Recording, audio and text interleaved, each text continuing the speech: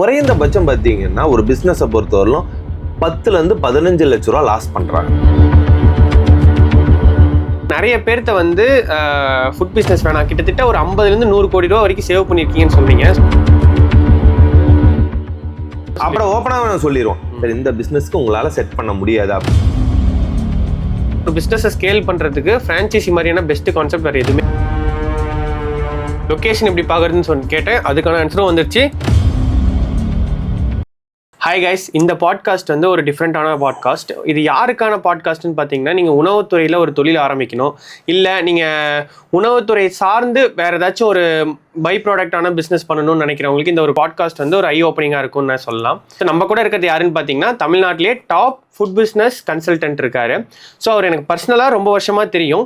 So இவரை பற்றி நான் இன்ட்ரடியூஸ் பண்ணுறதோட அவரே இன்ட்ரடியூஸ் பண்ணுறப்போ இன்னும் ஒரு பெட்டரான கிளாரிட்டி உங்களுக்கு கிடைக்கும். ஹாய்ண்ணா, வெல்கம் டு தி ஷோ. வணக்கம் வணக்கம் பிரதர், நல்லா இருக்கீங்களா? நல்லா இருக்குங்களா? Super super. ஓகேண்ணா, ஆனால் உங்களை பற்றி ஒரு ஃபியூ வேர்ட்ஸ். வணக்கங்க. நான் பார்த்தீங்கன்னா சங்கர் ஃபுட் கன்சல்டன்ட் அப்படின்னு ஒரு கம்பெனியை வந்து கடந்த ஒரு 7 to 8 டேஸாக ரன் பண்ணிட்டு இருக்கோம். ஒரு உணவுத்துறையை நீங்கள் ஸ்டார்ட் பண்ணுறீங்க, restaurant, bakery, cafe, coffee shop, sweet shop, இந்த மாதிரியான என்ன இண்டஸ்ட்ரி நீங்கள் ஸ்டார்ட் பண்ணுறதாலும் எண்ட் டு எண்ட் கம்ப்ளீட்டாக சொல்யூஷன். நீங்கள் லொக்கேஷன் பார்க்குறது வந்து இன்டீரியர், எக்யூப்மெண்ட்ஸ், மெனு, பிராண்டிங், ப்ரொமோஷன்லேருந்து டோட்ஸ் குத்துவிளக்கு ஏற்றி என்டையர் மேன் பவரை செட் பண்ணி உங்கள் கூட லாங் டைம் ட்ராவல் பண்ணுறாங்க. இதுதான் நம்மளோட கம்பெனி. ஓகேங்கண்ணா. ஸோ ஆக்சுவலாக வந்து நான் உங்களை பற்றி பர்சனலாக எனக்கு நிறைய தெரியும். ஸோ இப்போ பார்க்குறவங்களுக்கு வந்து உங்களோட நாலேஜை ஷேர் பண்ணுறது மூலிமா நிறையா பிஸ்னஸ் வந்து லாஸ் ஆகாமல் தடுக்கும் அப்படின்றது இந்த பாட்காஸ்ட்டோட மோட்டிவ். ஸோ இல்லை ஒரு புதுசாக ஒரு ஃபுட் பிஸ்னஸ் ஒருத்தங்க ஸ்டார்ட் பண்ண போகிறாங்க, எங்கேருந்து ஸ்டார்ட் பண்ணுறது, எது 0 எது 1 அப்படின்றதும் இந்த பாட்காஸ்ட்லேருந்து கற்றுப்பாங்கன்றதை நான் நினைக்கிறேன். ஸோ இப்போ இது எங்கேருந்து ஸ்டார்ட் பண்ணலான்னா, ஸோ அண்ணனோட எக்ஸ்பீரியன்ஸ்னு பார்த்தீங்கன்னா 23 years ஃபுட் பிஸ்னஸில். ஸோ இவர் மட்டும் ஃபுட் பிஸ்னஸ் இல்லை, இவர் அப்பாலேருந்து ஒரு தாத்தா. ஸோ இவர் ஆக்சுவலாக வந்து 3rd ஜென்ரேஷன் ஃபுட் பிஸ்னஸ் பண்ணிட்டு இருக்காரு. 2001 நம்ம இந்த இண்டஸ்ட்ரிக்குள்ள வரும்போது, ஓகே, நம்ம வந்து 3rd ஜென்ரேஷன். நம்ம சொந்த ஊர் பார்த்தீங்கன்னா திருநெல்வேலி, ராதாபுரம் பக்கத்தில் சிதம்பராபுரம்னு சொல்லி, அதான் நம்மளோட ஹோம் டவுன். அங்கேருந்து நம்ம வந்து அப்பா வந்து பார்த்தீங்கன்னா சேலத்துக்கு வந்துட்டாரு. சேலத்தில் தான் நம்ம செட்டில் ஆகிட்டோம் எல்லாருமே. பாட்டி வந்து பார்த்தீங்கன்னா நம்ம திருநெல்வேலியில் ஜங்ஷன்ல இட்லி கடை வச்சிருந்தாங்க. அதுதான் ஃபர்ஸ்ட் ஸ்டார்ட். பாட்டி தான் ஸ்டார்ட் பண்ணாங்க. அங்க ஸ்டார்ட் பண்ணி அதுல இருந்து பாத்தீங்கன்னா அப்பா வந்து அடுத்த பிசினஸ்க்கு சேலத்துக்கு வந்தாங்க. அதுக்கப்புறம் நான் வந்து 3rd ஜென்ரேஷனா ஒரு ஃபுட் பிசினஸ் ஸ்டார்ட் பண்ண, அப்பா கூட இருந்துட்டு கத்துக்கிட்டு நான் அதுக்கப்புறம் வேலைக்கெல்லாம் போயிட்டு 2001 நான் இண்டஸ்ட்ரிக்குள்ள வரும்போது ஆல்மோஸ்ட் 25 years ஆகுது நம்ம இண்டஸ்ட்ரிக்குள்ள வந்து. 3rd ஜென்ரேஷனா ஒரு கம்ப்ளீட்டா சொல்யூஷனா நம்ம. ஓகே, இப்போ ஸோ இது வரைக்கும் நம்ம பண்ண ப்ராஜெக்ட்ஸ் பற்றி பேசணும்னா, இது வரைக்கும் எத்தனை ப்ராஜெக்ட்ஸ் பண்ணியிருக்கீங்க நீங்கள்?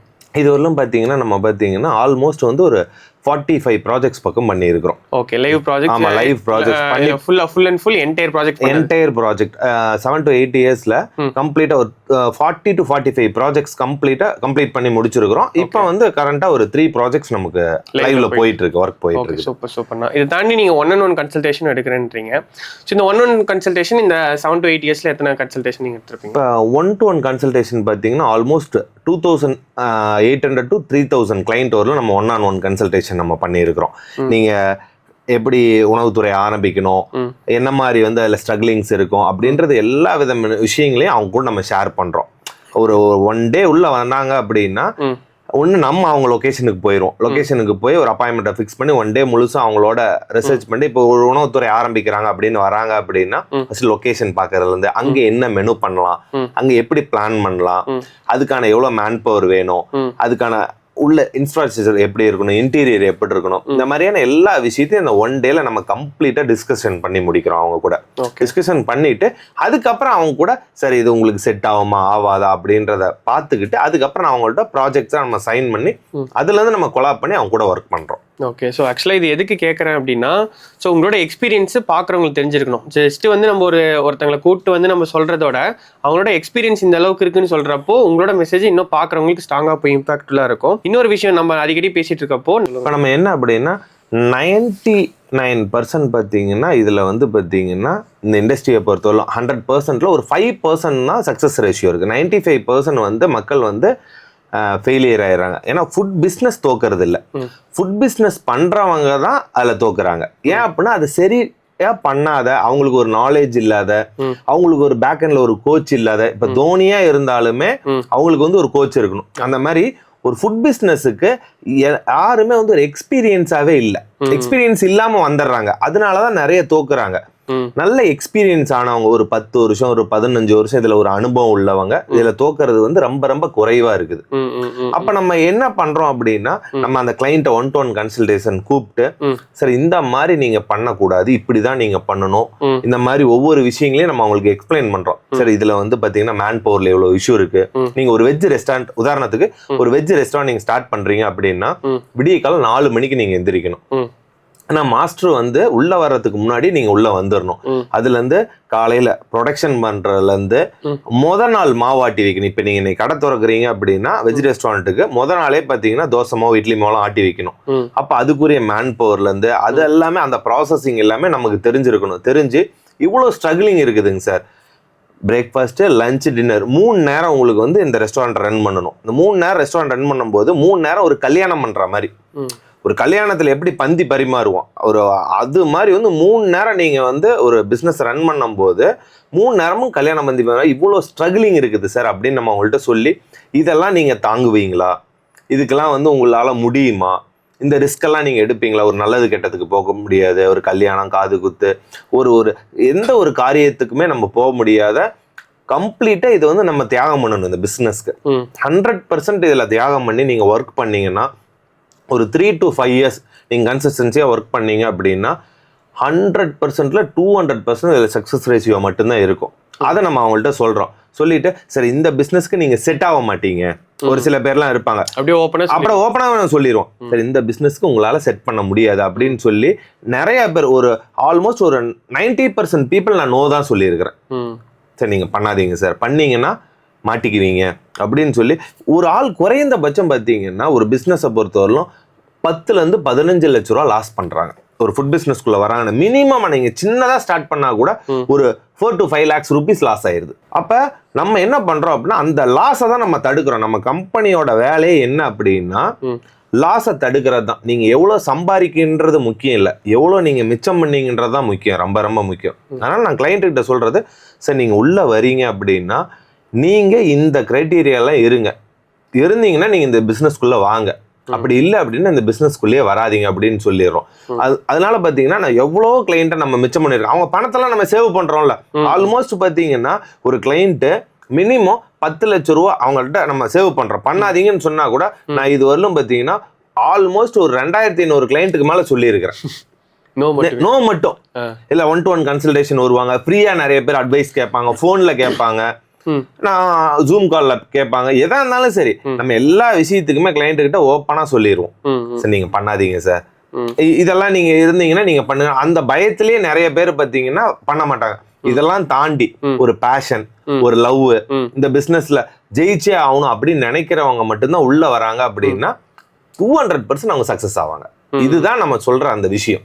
இதுலதான் நம்ம சேவ் பண்ணி கொடுத்துருக்கோம் அந்த 50 to 100 crore கிளைண்ட்டுக்கு எல்லாத்துக்கும். ஓகே ஓகே இத்தனை ஒரு 7 yearsல. ஓகே. ஸோ இப்போ நிறைய பேர் வந்து இந்த பேஷனே இல்லாமல் வராங்க.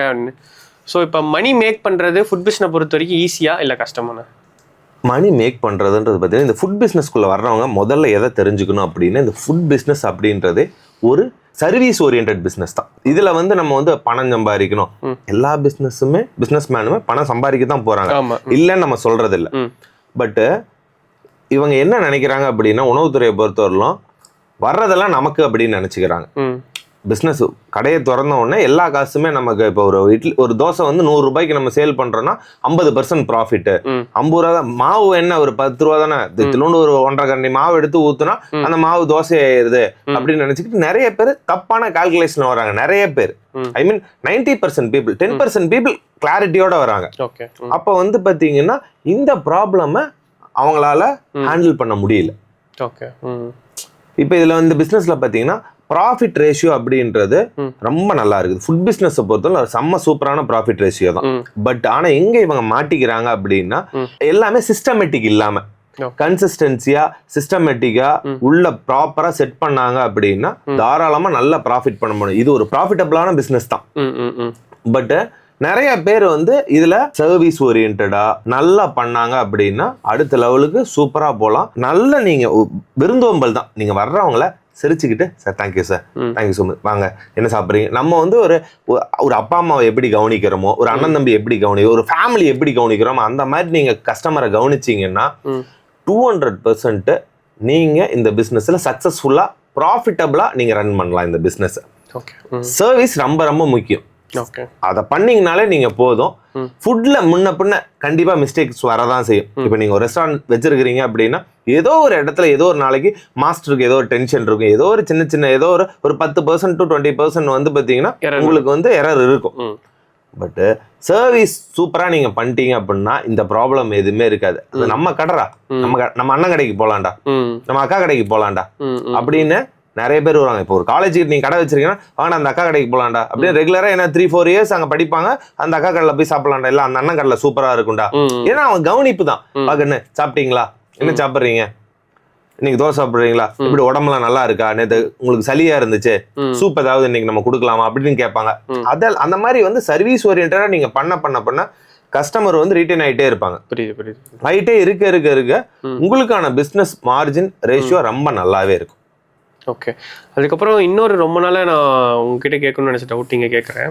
ஸ்டார்ட் ஸ்மால் ஸ்கேல் பிக் அப்படின்ற கான்செப்டில் ஃபுட் பிஸ்னஸ் ஸ்டார்ட் பண்ணலாமா, இல்லை நான் இனி எடுத்தோடனே ஒரு 30 லட்சம் 40 லட்சம் போட்டு ஸ்டார்ட் பண்ணலாமா? இது ஏன் அப்படி கேட்குறேன்னா, இப்போ ரீசெண்டாக A2B ஓனரோட இன்டர்வியூ ஒன்று பார்த்தேன். சூப்பர். அவ்வளோ பெரிய ஹோட்டலு ரெஸ்டாரண்ட் வச்சுருக்க இதே வந்து மேன் பவர் கஷ்டப்படுறாங்க, சிஸ்டத்தை கரெக்டாக வச்சுக்க கஷ்டப்படுறாங்க, இருக்கிற மேன் பவரை ரெக்கரிங் பண்ணுறதுக்கு ரீட்டைன் பண்ணுறதுக்கு கஷ்டப்படுறாங்க. ஸோ இவ்வளோ டிஃபிகல்ட்டிஸ் வச்சுருக்காங்க. இத்தனைக்கும் அவங்க வந்து அபவுட் 20 இயர்ஸ்க்கு மேலே ஃபீல்டில் இருக்காங்கன்னா 30 இயர்ஸ்க்கு மேலே இருக்கிறாங்க. அவங்களே இவ்வளோ கஷ்டப்படுறாங்க. இப்போ எதுவுமே தெரியாமல் வந்து நான் அப்பா கிட்ட காசை வாங்கிட்டு வந்து, இல்லை வந்து நான் இத்தனை வருஷம் சேர்த்து வச்ச காசை கொண்டு வந்து 30 லட்சம் ஒரு பிஸ்னஸில் போடுறாங்க, ஃபுட் பிஸ்னஸில் போடுறாங்க. ஸோ அப்படி இருக்கிறப்போ அது கரெக்டான விஷயமா? அது ஒன்று இதுல வந்து நீங்க பார்க்கணும், ஸ்டார்ட் ஸ்மால் ஸ்கேல் பிக், இதுதான் வந்து கான்செப்ட். எப்பவுமே நீங்க சின்னதா ட்ரை பண்ணணும். இப்போ ஒண்ணும் இல்ல, ஆல்ரெடி பட்டியான் அவங்களே வந்து பாத்தீங்கன்னா ரொம்ப சின்னதா காலேஜ் படிக்கும் போது ஒரு சின்னதா ஆரம்பிச்சு இன்னைக்கு மிகப்பெரிய நிறுவனமா வந்திருக்கிறாங்க. செம சூப்பரான நிறுவனமா வந்திருக்கிறாங்க. அது காரணம் என்னன்னா, ஸ்மாலா நம்ம ஸ்டார்ட் பண்ணாலே போதும். ஒரு உதாரணத்துக்கு நம்ம சொல்றோம், நீங்க ரொம்ப சின்னதா ஸ்டார்ட் பண்ணி அதுல ஒரு எக்ஸ்பீரியன்ஸ் கிடைச்சி ஒரு 2-3 வருஷம் அதுல டிராவல் ஆகி அதுக்கப்புறம் நீங்க பெரிய ஸ்கேலா போகும்போது உங்களுக்கு ஒரு அனுபவம் கிடைக்கும். அந்த இடத்துல நீங்க கஸ்டமர் ஹேண்ட்லிங்னா என்ன, ஒரு பில் பண்றது என்ன, ஒரு ப்ரொடக்ஷன்னா என்ன, எவ்வளவு பேர் மேன் பவர், ஒரு சின்னதா இருக்கும்போது உங்களுக்கு என்ன பிரச்சனை இல்லை அப்படின்னா, மேன் பவர் கம்மியா இருப்பாங்க, ஒரு 3-5 பேர் இருப்பாங்க. அவங்கள ஹேண்டில் பண்ணி நீங்க கத்துக்கலாம். அவங்கள சேலரி போடுறது ஆகட்டும், அவங்களோட ஹியூமன் சைக்காலஜிக்கல் ஆகட்டும், அவங்க எப்படி நடந்துக்கிறாங்க, திடீர்னு எனக்கு தலைவலிக்குதுன்னுவாங்க, திடீர்னு ஆர்டிஸ்ட் எடுத்து போயிட்டாங்கன்னுவாங்க, ஏதோ ஒண்ணு எங்கேயோ ஒண்ணு லீவ் தேவையில்லாத லீவ் சொல்லிட்டு போவாங்க, மாமாக்கு உடம்பு சரியில்லைன்னுவாங்க. இப்போ இந்த மாதிரியான ப்ராப்ளம்லாம் நீங்க ஃபேஸ் பண்ணி சந்திச்சு கத்துக்குவீங்க. அப்போ உங்களுக்கு ஒரு எக்ஸ்பீரியன்ஸ் கிடைக்கும். அப்ப அந்த எக்ஸ்பீரியன்ஸை வச்சு தான் நீங்க அடுத்த லெவலுக்கு மூவ் ஆகணும். நம்ம எக்ஸ்பீரியன்ஸே இல்லாம இந்த உணவுத்துறைக்குள்ள வரனாலதான் இந்த உணவுத்துறை வந்து ஃபெயிலியர்னு எல்லாம் பயப்படுறாங்க. ஓகே. அப்ப நம்ம என்ன பண்ணணும்னா, ஃபர்ஸ்ட் இந்த மாதிரி சின்னதா ஸ்டார்ட் பண்ணணும். அப்படி இல்லை அப்படின்னா ஒரு 6 மாசம் ஒரு இடத்துக்கு இந்த உணவுத்துறை நீங்க என்ன துறையை ஸ்டார்ட் பண்ணணும், ஒரு ரெஸ்டாரண்டா, பேக்கரியோ, அப்படி இல்லை அப்படின்னா ஒரு காஃபி ஷாப் ஸ்டார்ட் பண்ணா கூட அங்க போய் ஒரு அசிஸ்டண்டா வேலை பாருங்க. ரொம்ப கம்மி சம்பளத்துல வேலை பாருங்க. ஒரு 6 மாசம் உங்க டைமை ஸ்பெண்ட் பண்றதுனால எந்த விதமான ப்ராப்ளமும் உங்களுக்கு இல்லை, எந்த விதமான லாஸ் இல்லை. ஃபர்ஸ்ட் உங்க டைம் மட்டும் தான் லாஸ் ஆகும். அப்ப நீங்க என்ன பண்ணா, ஒரு 6 மந்த் நீங்க ஒரு இடத்துல போய் ஒர்க் பண்ணுங்க. இல்ல யாரோடையாவது உங்க ஃப்ரெண்ட் ஷாப்ல ஏதோ ஒரு இடத்துல போய், கண்டிப்பா உங்க ஃப்ரெண்ட்ஸ் எல்லாம் ஹோட்டல் ஷாப்போ இல்ல காஃபி ஷாப்போ ஏதோ ஒன்று வச்சிருப்பாங்க, போய் வேலை செய்யுங்க. ஒரு 6 மாசம் நான் சும்மா வந்து நான் ஒர்க் பண்ணி தரேன்டா மச்சான் அப்படின்னு சொல்லிட்டு தாராளமா போய் செய்யுங்க. அந்த பிசினஸை கத்துக்கோங்க. இன்னைக்கு கத்து தர்றதுக்கு எல்லாருமே ரெடியா இருக்கிறாங்க. கத்து தர்றதுக்கு கத்துக்க தான் யாரும் கிடையாது. அந்த என்ன மிஸ்டேக் பண்றாங்க அப்படின்னா, பொறுமை இல்ல. எக்ஸாக்ட்லி. உங்களுக்கு வந்து பொறுமை வந்து ரொம்ப ரொம்ப கம்மியா இருக்குது.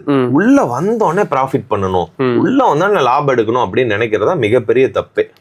பொறுமையா இருந்தீங்க அப்படின்னா சூப்பரா இந்த பிசினஸ் நடக்கும், நீங்களும் நல்லா ப்ராஃபிட் பண்ணலாம். அதனால சின்னதா ஸ்டார்ட் பண்ணுங்க, பெருசா வளருங்க. அதான் நம்ம சொல்றது. ஓகே. இப்போ வெயிட் பண்ணா ப்ராஃபிட் பண்ணலாம் அப்படின்றது இது எல்லாத்துக்கும் தெரிஞ்சிருந்தோம். ஸோ இப்போ என்ன பிரச்சனை ஆகுதுன்னா, நல்லா தெரிஞ்ச நிறுவனமே இல்லை, எக்ஸ்பர்ட்டான நிறுவனமே, ஏன்னா நீங்களும் நானும் சேலத்தில் இருக்கோம், ஒரு நல்ல நிறுவனம் நமக்கு நிறைய டைம் பேசியிருக்கோம். கண்டிப்பா. அவங்களே வந்து ஒரு 3 கோடி ரூபா போட்டு ஒரு ரெஸ்டாரண்ட் ஓப்பன் பண்ணிருக்காங்க. அது என்னன்றது உங்களுக்கு தெரியும். அது எனக்கு என்ன டவுட்னா, நல்ல எல்லா தெரிஞ்சவங்களே வந்து ஒரு ரெஸ்டாரண்ட்ல போய் 3 கோடி ரூபா போடுறாங்க. அது நீங்க ஆவரேஜா ஒரு வருஷத்துக்கு நீங்க கால்குலேட் பண்ணிட்டா கூட அந்த ரிட்டர்ன்ஸ் எடுக்கிறதுக்கு, அதாவது போட்ட அமௌண்ட் எடுக்கிறதுக்கே ஒரு 4 வருஷம் ஆயிருது. கண்டிப்பா ஆயிரும். 3 வருஷம் to 4 வருஷம் ஆயிருது. ஓகேங்களாண்ணா. ஸோ அப்படி இருக்கிறப்போ என்ன ஒரு மைண்ட் தாட்ல இது பேஷன்னால போய் போடுறாங்களா, இல்லை ரிட்டர்ன்ஸ் அதாவது சம்பாதிக்கணும்னு போடுறாங்களா, இல்லை இதை பார்த்து நிறைய பேர் தப்பா இன்ஸ்பயர் ஆயிடுவாங்கல்ல, ஸோ அதனால அந்த டவுட் கேட்குறேன். இல்லை ஒன்றே ஒன்று என்னன்னா, இங்கே மட்டும் இல்லை, சேலத்தில் மட்டும் இல்லாமல் நிறைய ஊரில் பார்த்தீங்கன்னா பெருசாக ஆரம்பிக்கிறாங்க. ஃபர்ஸ்ட் இப்போ ஒரு ஒரு கிளைண்ட் என்னை கூப்பிட்டுருந்தாங்க திருச்சியிலேருந்து. சின்னதாக தான் ஸ்டார்ட் பண்ணிட்டு இருந்தாங்க. அவங்க ஒரு ஒரு நாளைக்கு ஒரு 40,000 ரூபா வியாபாரம் அவங்களுக்கு போயிட்டு இருந்துச்சு ரொம்ப நீட்டாக. அவங்க ஒரு பெருசாக ஒரு 2.5 கோடி ரூபா போட்டு ஒரு ஷாப் ஓப்பன் பண்ணாங்க. 7 வருஷம் அதில் எக்ஸ்பீரியன்ஸ் ஆகி 1 வருஷத்துக்கு முன்னாடி தான் அதை ஓப்பன் பண்ணுறாங்க. அவங்க என்ன சொன்னாங்கன்னா, இந்த மாதிரி நாங்கள் சின்னதாக நல்ல ப்ராஃபிட் வந்துகிட்டு இருந்துச்சு.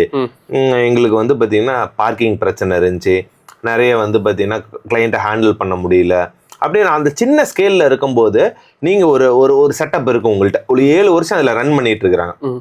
8வது வருஷம் தான் இன்னொரு அவுட்லெட்டே போடுறதுக்கோசரம் ட்ரை பண்ணுறாங்க. சின்னதாக ஒரு 1 கோடி ரூபாயில் ஸ்டார்ட் பண்ணலான்னு முடிவு பண்ணி அவங்க 2.5 கோடி ரூபாய்க்கு போயிடுச்சு அந்த பட்ஜெட். நீங்கள் ஒரு 30 லட்ச ரூபாயிலேருந்து 50 லட்ச ரூபா வரல இன்வெஸ்ட் பண்ணி ஒரு ஷாப்பை பண்ணும்போது, சின்னதாக இருக்கும்போது ஒரு 50 சீட் இருக்கும்போது உங்களோட அனுபவங்கள் வேறையா இருக்கும். நீங்கள் ஒரு 150 சீட்டு போகும்போது அதுக்குரிய ஒரு 120 மேன் பவர், ஒரு ஒரு 5000 சதுரடி டோட்டலா இருக்குது. அந்த இடத்தை ஹேண்டில் பண்ற விஷயம், அதுக்கான அனுபவங்கள், running capital, rent, EB, maintenance, இதெல்லாம் பாத்தீங்கன்னா ரொம்ப அதிகமா இருக்கும். அதுக்கான அனுபவங்கள் இல்லாம, அதுக்கான ஒரு டீம் இல்லாம நீங்க போவே கூடாது. ஏன்னா நீங்க அந்த சின்ன ஸ்கேலா இருக்கும் போது எல்லாரும் என்ன பண்றாங்க அப்படின்னா, ஒரு ஒரு அனுபவம் அவங்கள்ட்ட இருக்குது. ஏன்னா சின்ன அந்த இடத்துக்குள்ள அந்த ஒரு ஸ்பேஸ்க்குள்ள ஒரு 7 வருஷமா இருக்கிறாங்கல்ல, அந்த எக்ஸ்பீரியன்ஸ் தானே இருக்கும். பெருசா போகும்போது நீங்க என்ன பண்ணணும் அப்படின்னா, ஒரு அனுபவசாலி அந்த மாதிரி பெருசா ஒரு ரெஸ்டாரண்ட் வச்சிருக்காங்களா அவங்கள்ட்ட போய் நீங்க பேசலாம். கண்டிப்பா அவங்க உங்களுக்கு ஹெல்ப் பண்ணுவாங்க. எனி ரெஸ்டாரண்ட் ஓனர்ஸ், எல்லா ரெஸ்டாரண்ட் ஓனருமே உங்களுக்கு ஹெல்ப் பண்ண ரெடியா இருப்பாங்க. அவங்கள்ட்ட போய் நீங்க பேசலாம். சார் நான் இந்த மாதிரி வச்சிருக்கேன், இந்த மாதிரி ஸ்கேலுக்கு போறேன், இந்த மாதிரி போகும்போது எனக்கு என்னெல்லாம் ஸ்ட்ரகிளிங் ஆகும். நீங்க கேட்க வேண்டிய விஷயமே என்ன அப்படின்னா, எவ்வளவு ப்ராஃபிட் வரும் நீங்க கேட்க கூடாது. அங்க என்ன மாதிரிலாம் ப்ராப்ளம் நம்ம சந்திப்போம், மேன் பவர்ல என்ன இஷ்யூ வரும், மெனுல என்ன ப்ராப்ளம் வரும், ஸ்டோரேஜ் என்ன, ப்ரொடக்ஷன் பிளான் எப்படி நாங்க பண்ணணும், எப்படி நாங்க மார்க்கெட்டிங் பண்ணணும், ஒரு சர்வீஸ் எப்படி உள்ள எடுத்துட்டு வரணும், பிரைஸ் எப்படி நாங்க ஃபிக்ஸ் பண்ணணும் ஒரு மெனுக்கு. ஏன்னா சின்னதா இருக்கும்போது ஒரு 70 ரூபாய்க்கு ஒரு தோசை வித்துட்டு இருந்தீங்க அப்படின்னா, கொஞ்சம் பெருசா ஆகும்போது ஒரு 90 ரூபாய்க்காக நீங்க தோசை வித்து தான் ஆகணும் ஒரு ரோஸ்ட். அப்பதான் உங்களுக்கு கட்டுப்படி ஆகும். அப்பதான் இந்த மெயின்டெனன்ஸ் எல்லாம் உங்களுக்கு அதுல கவர் பண்ண முடியும். அப்ப இந்த மாதிரியான ஒரு ஓனர்ஸ்ட நீங்க நீங்க என்ன சைஸ் வைக்க போறீங்களோ அதே மாதிரியான சைஸ் ஒரு ஓனர் இருப்பாங்க. அவங்கள்ட்ட போய் அட்வைஸ் கேளுங்க. கேட்டீங்க அப்படின்னா உங்களுக்கு பாத்தீங்கன்னா மிகப்பெரிய ஒரு ஐ ஓப்பனிங்கா இருக்கும் அந்த விஷயம். ஓகே, இந்த தப்பெல்லாம் நம்ம செய்யக்கூடாது அப்படின்னு சொல்லி அது நீங்க ஒரு கிரவுண்ட் ஒர்க் பண்ணணும், சிஸ்டமேட்டிக் பண்ணணும், எல்லாத்தையுமே சிஸ்டம் பண்ணணும். ஒரு ஹெச்ஆர் தேவை உங்களுக்கு, அதுக்கு ஒரு ப்ரொடக்ஷன் மேனேஜர் வேணும், ஒரு கம்ப்ளீட்டா ஒரு ஜிஎம் வேணும், டைனிங் மேனேஜர் வேணும், ஸ்டால் கவுண்டர் பிக்கப் கவுண்டருக்கு ஒரு சூப்பர்வைசர் தேவை, கிச்சன் ப்ரொடக்ஷனுக்கு ஒரு மேனேஜர் தேவை, ஸ்டோருக்கு ஒரு இன்சார்ஜ் தேவை. இப்ப இது எல்லாத்துக்கும் மெயின்டைன் பண்ற மாதிரியான ஒரு மெயின்டெனன்ஸ் ஒரு பர்சன் வேணும். ஏன்னா இபில பிரச்சனை வரும், ட்ரைனேஜ்ல பிரச்சனை வரும், எல்லா இடத்துலயுமே ப்ராப்ளம் சின்ன. ஏன்னா இது ஒரு சர்வீஸ் ஓரியன்டட் பிசினஸ் இல்ல, உங்களுக்கு எல்லா இடத்துலயுமே சின்ன சின்ன ப்ராப்ளம் வந்துட்டே இருக்கும். அப்ப நீங்க ஒரு பெரிய லெவல்ல ஸ்கேல்ல கடை வைக்க போறீங்க அப்படின்னா இந்த மாதிரியான விஷயங்கள்லாம் நீங்க கேட்டு தெரிஞ்சுக்கணும். அந்த அனுபவம், நிறைய பேர் அனுபவசாலியாவே இருப்பாங்க. பட் என்ன, இதுல ஒரு 3 கோடி ரூபா 4 கோடி ரூபா போட்டு ஆரம்பிக்கிறோம், ஒரு பேஷனுக்கோசரம் ஆரம்பிக்கிறது தான். அவங்க வேணுக்குன்னே போய் அதை லாஸ் பண்றது கிடையாது. ஆனா அவங்களுக்கும் தெரியும் எடுக்க லேட் ஆகும்னு தெரிஞ்சுதான் பண்றாங்க. ஏன்னா ஆல்ரெடி ஒரு 3-4 ரெஸ்டாரண்ட் வச்சிருந்திருப்பாங்க. வச்சிருந்துட்டு தான் நம்ம இதையும் பண்ணி பார்ப்பாங்க, ஒரு ட்ரை பண்ணலாம் அப்படின்ட்டு. பட் அதுல ப்ராப்ளம் என்ன அப்படின்னா, அந்த இடம் ஒண்ணு சூட்டபிள் இல்லாம இருக்கலாம், அந்த லொகேஷன் தப்பா இருக்கலாம், அந்த இடத்துல மார்க்கெட் அந்த அளவுக்கு இல்லாம இருக்கலாம், அந்த இடத்துல அந்த மெனு ஓடாம இருக்கலாம், நிறைய ப்ராப்ளம்ஸ் இருக்கு. ஒரு ஒரு இடத்துல சக்சஸ் ஆகிற பிசினஸ் இன்னொரு இடத்துல சக்சஸ் ஆகணும்ன்ற அவசியம் கிடையாது இல்ல. அதே பிசினஸ். அப்ப அந்த இடத்துல நம்ம என்ன பண்ணணும், இனோவேஷனை கொண்டு வரணும், ஒரு புதுசா மெனுவை கொண்டு வரணும். இப்போ ஒரு வெஜ் ரெஸ்டாரண்ட் நீங்க ஸ்டார்ட் பண்றீங்கன்னா அதுல ஒரு நான்வெஜ் டிஷ் இருக்கிற மாதிரியான ப்ராடக்ட் இருக்கணும், நான்வெஜ்க்கு ஈக்குவலா. இப்போ ஒரு வெஜ் ரெஸ்டாரண்ட் நீங்க வச்சிருக்கீங்க, அதுல உதாரணத்துக்கு இந்த இடத்துல வந்து பாத்தீங்கன்னா ஒரு மட்டன் சுக்கா அந்த இடத்துல இருக்குன்னு வச்சுக்கோங்க, நான்வெஜ்ல. வெஜ்ல அந்த மட்டன் சுக்காவுக்கு ஈக்குவலா ஒரு ப்ராடக்ட்டை நீங்க வச்சிருக்கணும். அதை அந்த இனோவேஷன் கொண்டு வரணும். புது புது இனோவேஷன், தோசையில இனோவேஷன் கொண்டு வரணும். நீங்க சாப்பிட்ற ஒவ்வொரு குஷன்லயுமே புதுசா இனோவேஷன் நீங்க கொண்டு வந்தீங்கன்னா உங்களை தேடி மக்கள் புதுசா வருவாங்க. இப்ப நார்மலா எல்லா இடத்துலயும் இருக்கிற மாதிரி இட்லி, தோசை, பொங்கல், வடை, பூரி, ஒரு சாம்பார் இட்லி இந்த மாதிரி போகாம ஒரு வித்தியாசமா ஏதாவது நீங்க ப்ராடக்ட்டை ட்ரை பண்ணீங்க அப்படின்னா கண்டிப்பா சூப்பரா உங்களுக்கான பிசினஸ் இருக்கும். அந்த இனோவேஷன்ல பாத்தீங்கன்னா இப்ப பஸ்னபவன் விபி வேர்ல்டுன்னு ஓபன் பண்ணிருக்காங்க. அவங்களோட உள்ள போய் ஃபுட்டை சாப்பிட்டீங்கன்னா ஒரு 400 டிஷ்ஷுக்கு மேல இருக்குது. நான் நிறைய சாப்பிட்டுருக்கேன். புது புது இனோவேஷன்ல நல்லா பண்ணியிருக்கிறாங்க. அந்த மாதிரி பெரியவங்களை பார்த்து நம்ம கத்துக்கலாம். அந்த மாதிரி ஓனர்ஸ்லாம் போயிட்டு சார் நான் உங்கள்கிட்ட பார்த்து பேசணுங்க சார் அப்படின்னா தாராளமா அவங்கலாம் ஒரு அப்பாயின்மெண்ட் கொடுப்பாங்க. நீங்க போய் ஒரு உணவுத்துறையை ஸ்டார்ட் பண்றீங்க அப்படின்னா நிறைய பெரியவங்க இருக்கிறாங்க, நீங்க எல்லாத்துக்கிட்டையும் போய் கேட்கலாம். கேட்டீங்க அப்படின்னா உங்களுக்கு நிறைய அட்வைஸ் கிடைக்கும். அதனால இந்த லாஸ்ல இருந்து நீங்க தப்பிக்கிறதுக்கான வாய்ப்புகள் நிறைய இருக்குது. ஓகே, நான் அதே மாதிரி இப்ப நம்ம பேசிட்டு இருந்தோம், ஒருத்தங்க வந்து 3 கோடி ரூபா 4 கோடி ரூபான்னு கத்துறாங்க, அது அவங்களோட பேஷனு. பட் அவங்க அதுக்கு முன்னாடி வந்து நிறைய பிஸ்னஸ் ஸ்கேல் பண்ணியிருப்பாங்க.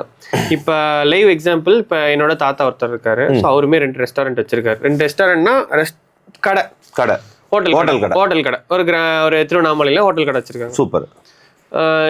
நான் சின்ன வயசுல பார்த்த இந்த மாதிரி தான் இப்பயும் இருக்காங்க. சேலு எல்லாமே நடக்குது, எல்லாமே இதாகுது. பட் ஆனால் நான் எப்படி சின்ன வயசுல நான் ஒரு 5வது படிக்கும் போது எப்படி இப்போ நான் பார்க்குறப்பையும் அதே மாதிரி தான் வச்சிருக்காங்க. ஸோ டெவலப் ஆகலை. ஸோ இதுக்கு இந்த மாதிரி நிறைய பேர் இருக்காங்க. ஸோ அவருன்றது ஒரு லைவ் எக்ஸாம்பிள் தான். ஸோ இந்த மாதிரி நிறைய பேர் இருக்காங்க. அது உங்களுக்கு தெரியும், நம்மளும் நிறைய பேர் பார்த்துருக்கோம். அது என்ன ரீசன் நினைக்கிறீங்க இந்த மாதிரி இருக்கிறதுக்கு? இல்லை என்னன்னா அவங்க வந்து பார்த்தீங்கன்னா அவங்களுக்கு அதை தவிர வேற அனுபவங்கள் இல்லைல்ல, அது போதும் அப்படி அது போதும்னு அவங்க நினைக்கலாம். இப்போ ஒரு சின்ன கடை நான் வச்சுக்கிட்டு இருக்கிறேன், அந்த கடையில பழகிடும்ல, ஒரு பழக்கம் வந்துருது இல்ல, கம்ஃபர்டபுள் மைண்ட் செட் வந்துருது, எனக்கு இது போதும் அப்படின்ற ஒரு மைண்ட் செட்ல நம்ம அந்த இடத்துலயே இருந்துடுறோம். ஓகே, மாசம் ஆனா எனக்கு வந்து பாத்தீங்கன்னா ஒரு நாளைக்கு ஒரு 1500 ரூபா லாபம் வருது, மாசம் ஆனா ஒரு 45,000 ரூபாய் லாபம் வருது, எனக்கு போதும். வெளியே போகுது அப்படின்னா எனக்கு ஒரு 1000 ரூபாய் கிடைக்குது அப்படின்னா இங்க ஒரு 1500 ரூபாய் எனக்கு என் கடையிலேயே கிடைக்குது, அதனால எனக்கு அதுவே போதும், நான் ஒரு ஃப்ரீடமா இருக்கிறேன் அப்படின்னு சொல்லி நிறைய கடைகள் வந்து பாத்தீங்கன்னா அப்படியே மெயின்டைன் ஆயிட்டு போயிட்டு இருக்கு. அவங்க வாழ்வாதாரமும் நல்லா உயர்ந்துகிட்டே இருக்குது. ஒரு கவர்மெண்ட் சேலரி மாதிரி தானே அது. கவர்மெண்ட்ல எப்படி ஒரு கம்ஃபர்டான ஒரு சேலரி நமக்கு கம்மியா இருந்தாலும் ஒரு 20,000 ரூபாய் இருந்தாலும் நம்ம நல்லா வளர்ந்து வந்துட்டே இருக்காங்க, சேவிங்ஸ் பண்ணி கொஞ்சம் கொஞ்சம். அந்த மாதிரி இந்த சின்ன கடைக்காரங்க எல்லாருமே நிறைய கடைக்காரங்களுக்கு ஆப்பர்ச்சுனிட்டி கொடுக்குறாங்க. இப்போ ஒண்ணும் இல்ல, உங்க தாத்தா இருக்கலாம், அவர் வந்து பாத்தீங்கன்னா ஒரு ஹோட்டல் கடை வச்சிருக்கிறாரு அப்படின்னா அவரை நம்பி பாத்தீங்கன்னா ஒரு மளிகை கடைக்காரங்க இருப்பாங்க, ஒரு கேஸ் கடைக்காரங்க இருப்பாங்க, ஒரு காய்கறி கடைக்காரங்க, ஒரு பால் கடைக்காரங்க இருப்பாங்க பக்கத்துல சுத்தி. அவரு வந்து ஒரு 10 பேத்துக்கு வாழ்வாதாரத்தை கொடுக்குறாருல, ஒரு தொழில கொடுக்குறாருல. ஹோட்டல் பிசினஸ் பொறுத்தவரை சின்ன சின்ன கடைக்காரங்க எல்லாம் நிறைய இருக்காங்க. பக்கத்துல மளிகை கடை, ஒரு பால் கடை, ஒரு சிக்கன் கடை, ஒரு மட்டன், இந்த கடைக்காரங்க எல்லாருமே அவங்களுக்கு அந்த பிசினஸ் வந்து அந்த மணி வந்து அப்படியே ரொட்டேஷன் ஆகிட்டே இருக்கும். இந்த மாதிரி ஸ்மால் பிசினஸ் இருக்கிறதுனால தான் நம்ம இந்த உணவுத்துறை வந்து இன்னும் நல்லா இருக்கு. ஏன்னா இப்போ ஒண்ணும் இல்லை, எல்லாருமே ரெஸ்டாரண்ட் தான் போய் சாப்பிடுவாங்கன்றது கிடையாது இல்ல. எல்லாம் டெய்லி கூலிக்காரங்க இருக்காங்க, வேலைக்கு போறவங்க இருக்காங்க, அவங்கலாம் வந்து காலைல வந்து ஒரு 4 இட்லி சாப்பிட்டு போயிடும் 30 ரூபாய்க்கு அப்படின்னு கடை நிறைய இருக்குல்ல. அந்த மாதிரி நிறைய பேர் இருக்கிறாங்கல்ல, அதுக்கெல்லாம் அந்த மாதிரியான ஷாப் இருக்கணும். இருந்தா மட்டும்தான் அவங்களும் வாழ்வாதாரம் நல்லா இருக்கும். இங்க சாப்பிட வர நம்மளோட வாழ்வாதாரம் சுத்தி கடைக்காரங்களோட வாழ்வாதாரம் அப்படியே கொஞ்சம் கொஞ்சமா க்ரோ ஆகிட்டே இருக்கும். ஏன்னா அப்பதான் நம்மளால மிச்சம் பண்ண முடியும். அப்ப இந்த மாதிரியான கடைகள் கண்டிப்பா இருக்கணும். அதுக்கப்புறம் அவங்க பிள்ளைகள் வருவாங்க, அவங்களோட அனுபவம் ஒண்ணு இருக்கு. அதுல வந்து பாத்தீங்கன்னா எல்லா கடைக்காரங்களும் அப்படி இல்ல, ஒரு 10 கடை இருக்கு அப்படின்னா அதுல ஒரு 2 கடை வந்து கொஞ்சம் டெவலப் ஆயிரும். அது காரணம் என்ன, அவங்க 2nd ஜெனரேஷனோ இல்ல 3rd ஜெனரேஷனோ வந்து எங்க தாத்தாவோட பிசினஸ் நான் அடுத்த லெவலுக்கு எடுத்துட்டு போறேன் அப்படின்னு சொல்லி கொஞ்சம் கொஞ்சமா டெவலப் பண்ணி அடுத்த லெவலுக்கு எடுத்துட்டு போயிருவாங்க. அப்ப இதெல்லாம் தான் வந்து பாத்தீங்கன்னா அடுத்து இனோவேஷனா மாறுற விஷயம். ஓகே, இப்போ இனோவேஷன் அப்படின்ற பாட்டுக்கு வந்தோம்னா, இப்போ நார்மலாக ஒரு தோசை கிடைக்குது. இப்போ தோசையில் ஒருத்தங்க இனோவேஷன் பண்ணுறாங்க அப்படின்னா அங்கே காஸ்ட்டுன்னு பார்த்தீங்கன்னா பெருசாக ஆகாது. இப்போ புதுசாக ஒரு டிஷ் கிரியேட் பண்ணுறாங்க, அதுக்குன்னு தனி காஸ்ட் ஆகுது, அதுக்குன்னு தனியாக மெனு ஆப்டிமைஸ் பண்ணி வைக்கிறாங்கன்னு வச்சுக்கோங்களேன். இப்போ ஒருத்தர் வந்து அந்த டிஷ்ஷை ஒரு நாளைக்கு வந்து 5லேருந்து 10 தான் சாப்பிடுவாங்க. நீங்கள் சொன்ன மாதிரி இந்த விபி இந்த மாதிரியான இந்த மாதிரி பெரிய ஸ்கேலான பிஸ்னஸ்லாம் நிறைய மெனு வச்சிருக்கனால அவங்களோட காஸ்டிங் அதிகமாகும்ல. ஸோ அது எண்ட் ஆஃப் தி டே வந்து அதை சாப்பிட்றவங்க கிட்ட தான் வந்து இதாகுது. கண்டிப்பா. ஸோ இதனால அவங்களோட பிஸ்னஸ் அஃபெக்ட் ஆக வாய்ப்பு இருக்கா? இல்லை என்ன அப்படின்னா, நீங்க வந்து பார்த்தீங்கன்னா நிறைய கடை இனோவேஷனா பண்ணணுன்றது இல்லைல்ல. இப்போ ஒன்றும் இல்லை, ஒரு உதாரணத்துக்கு வந்து அந்த மாதிரியான பெரிய ஸ்கேல்ல இருக்கிற கடைகள் கம்மி தானே, 100ல ஒரு 2 கடை தானே, மீதி எல்லாம் சின்ன சின்ன கடைகள் தானே. நம்ம மெனுவை எப்படி பிளான் பண்ணணும் அப்படின்னா, நீங்க ஒரு கடை இருக்கிறீங்கன்னா ஒரு அதிகபட்சம் ஒரு 5ல இருந்து 10 மெனு தான் நீங்க வச்சுக்கணும். இனோவேஷனான மெனுவே உங்க கடைக்கு வந்து இதுதான் கிடைக்கும் அப்படின்ற மாதிரி நம்ம செட் பண்ணணும். நிறைய மெனுவை கசகசன்னு ஒரு 100-150 மெனு, படிக்க முடியாத புத்தகம் மாதிரியான மெனுவை வச்சுக்கிட்டு நம்ம பண்ணிட்டு இருந்தோம்னா பிசினஸ் வந்து ப்ராஃபிட்டபிளா இருக்காது.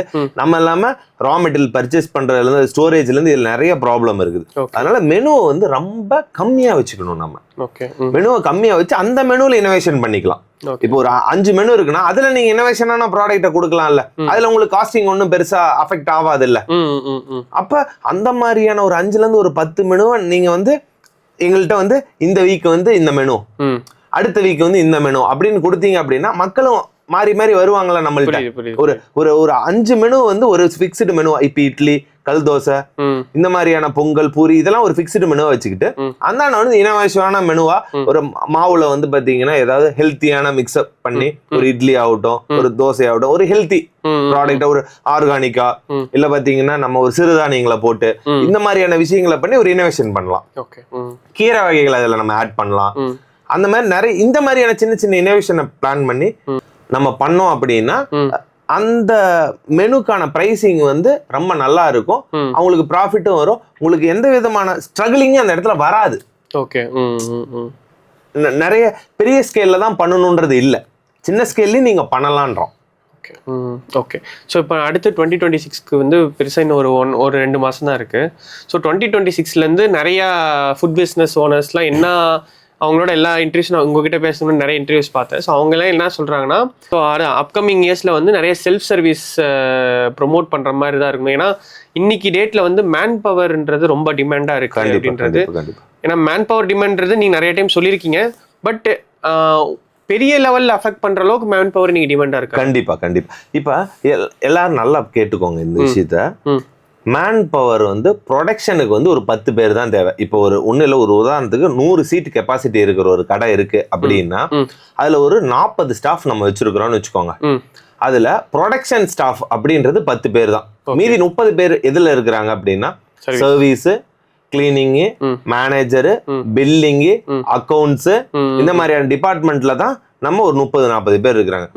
இப்ப எல்லாரும் ஹோட்டல் கடைக்கு வேலைக்கு வந்தா நான் ஒரு கௌரவ குறைச்சலாவோ இல்ல ஏதோ ஒண்ணு நினைக்கிறாங்க நிறைய பேர். பட் அப்படி கிடையவே கிடையாது. இந்த இண்டஸ்ட்ரி வந்து செம சூப்பரான இண்டஸ்ட்ரி.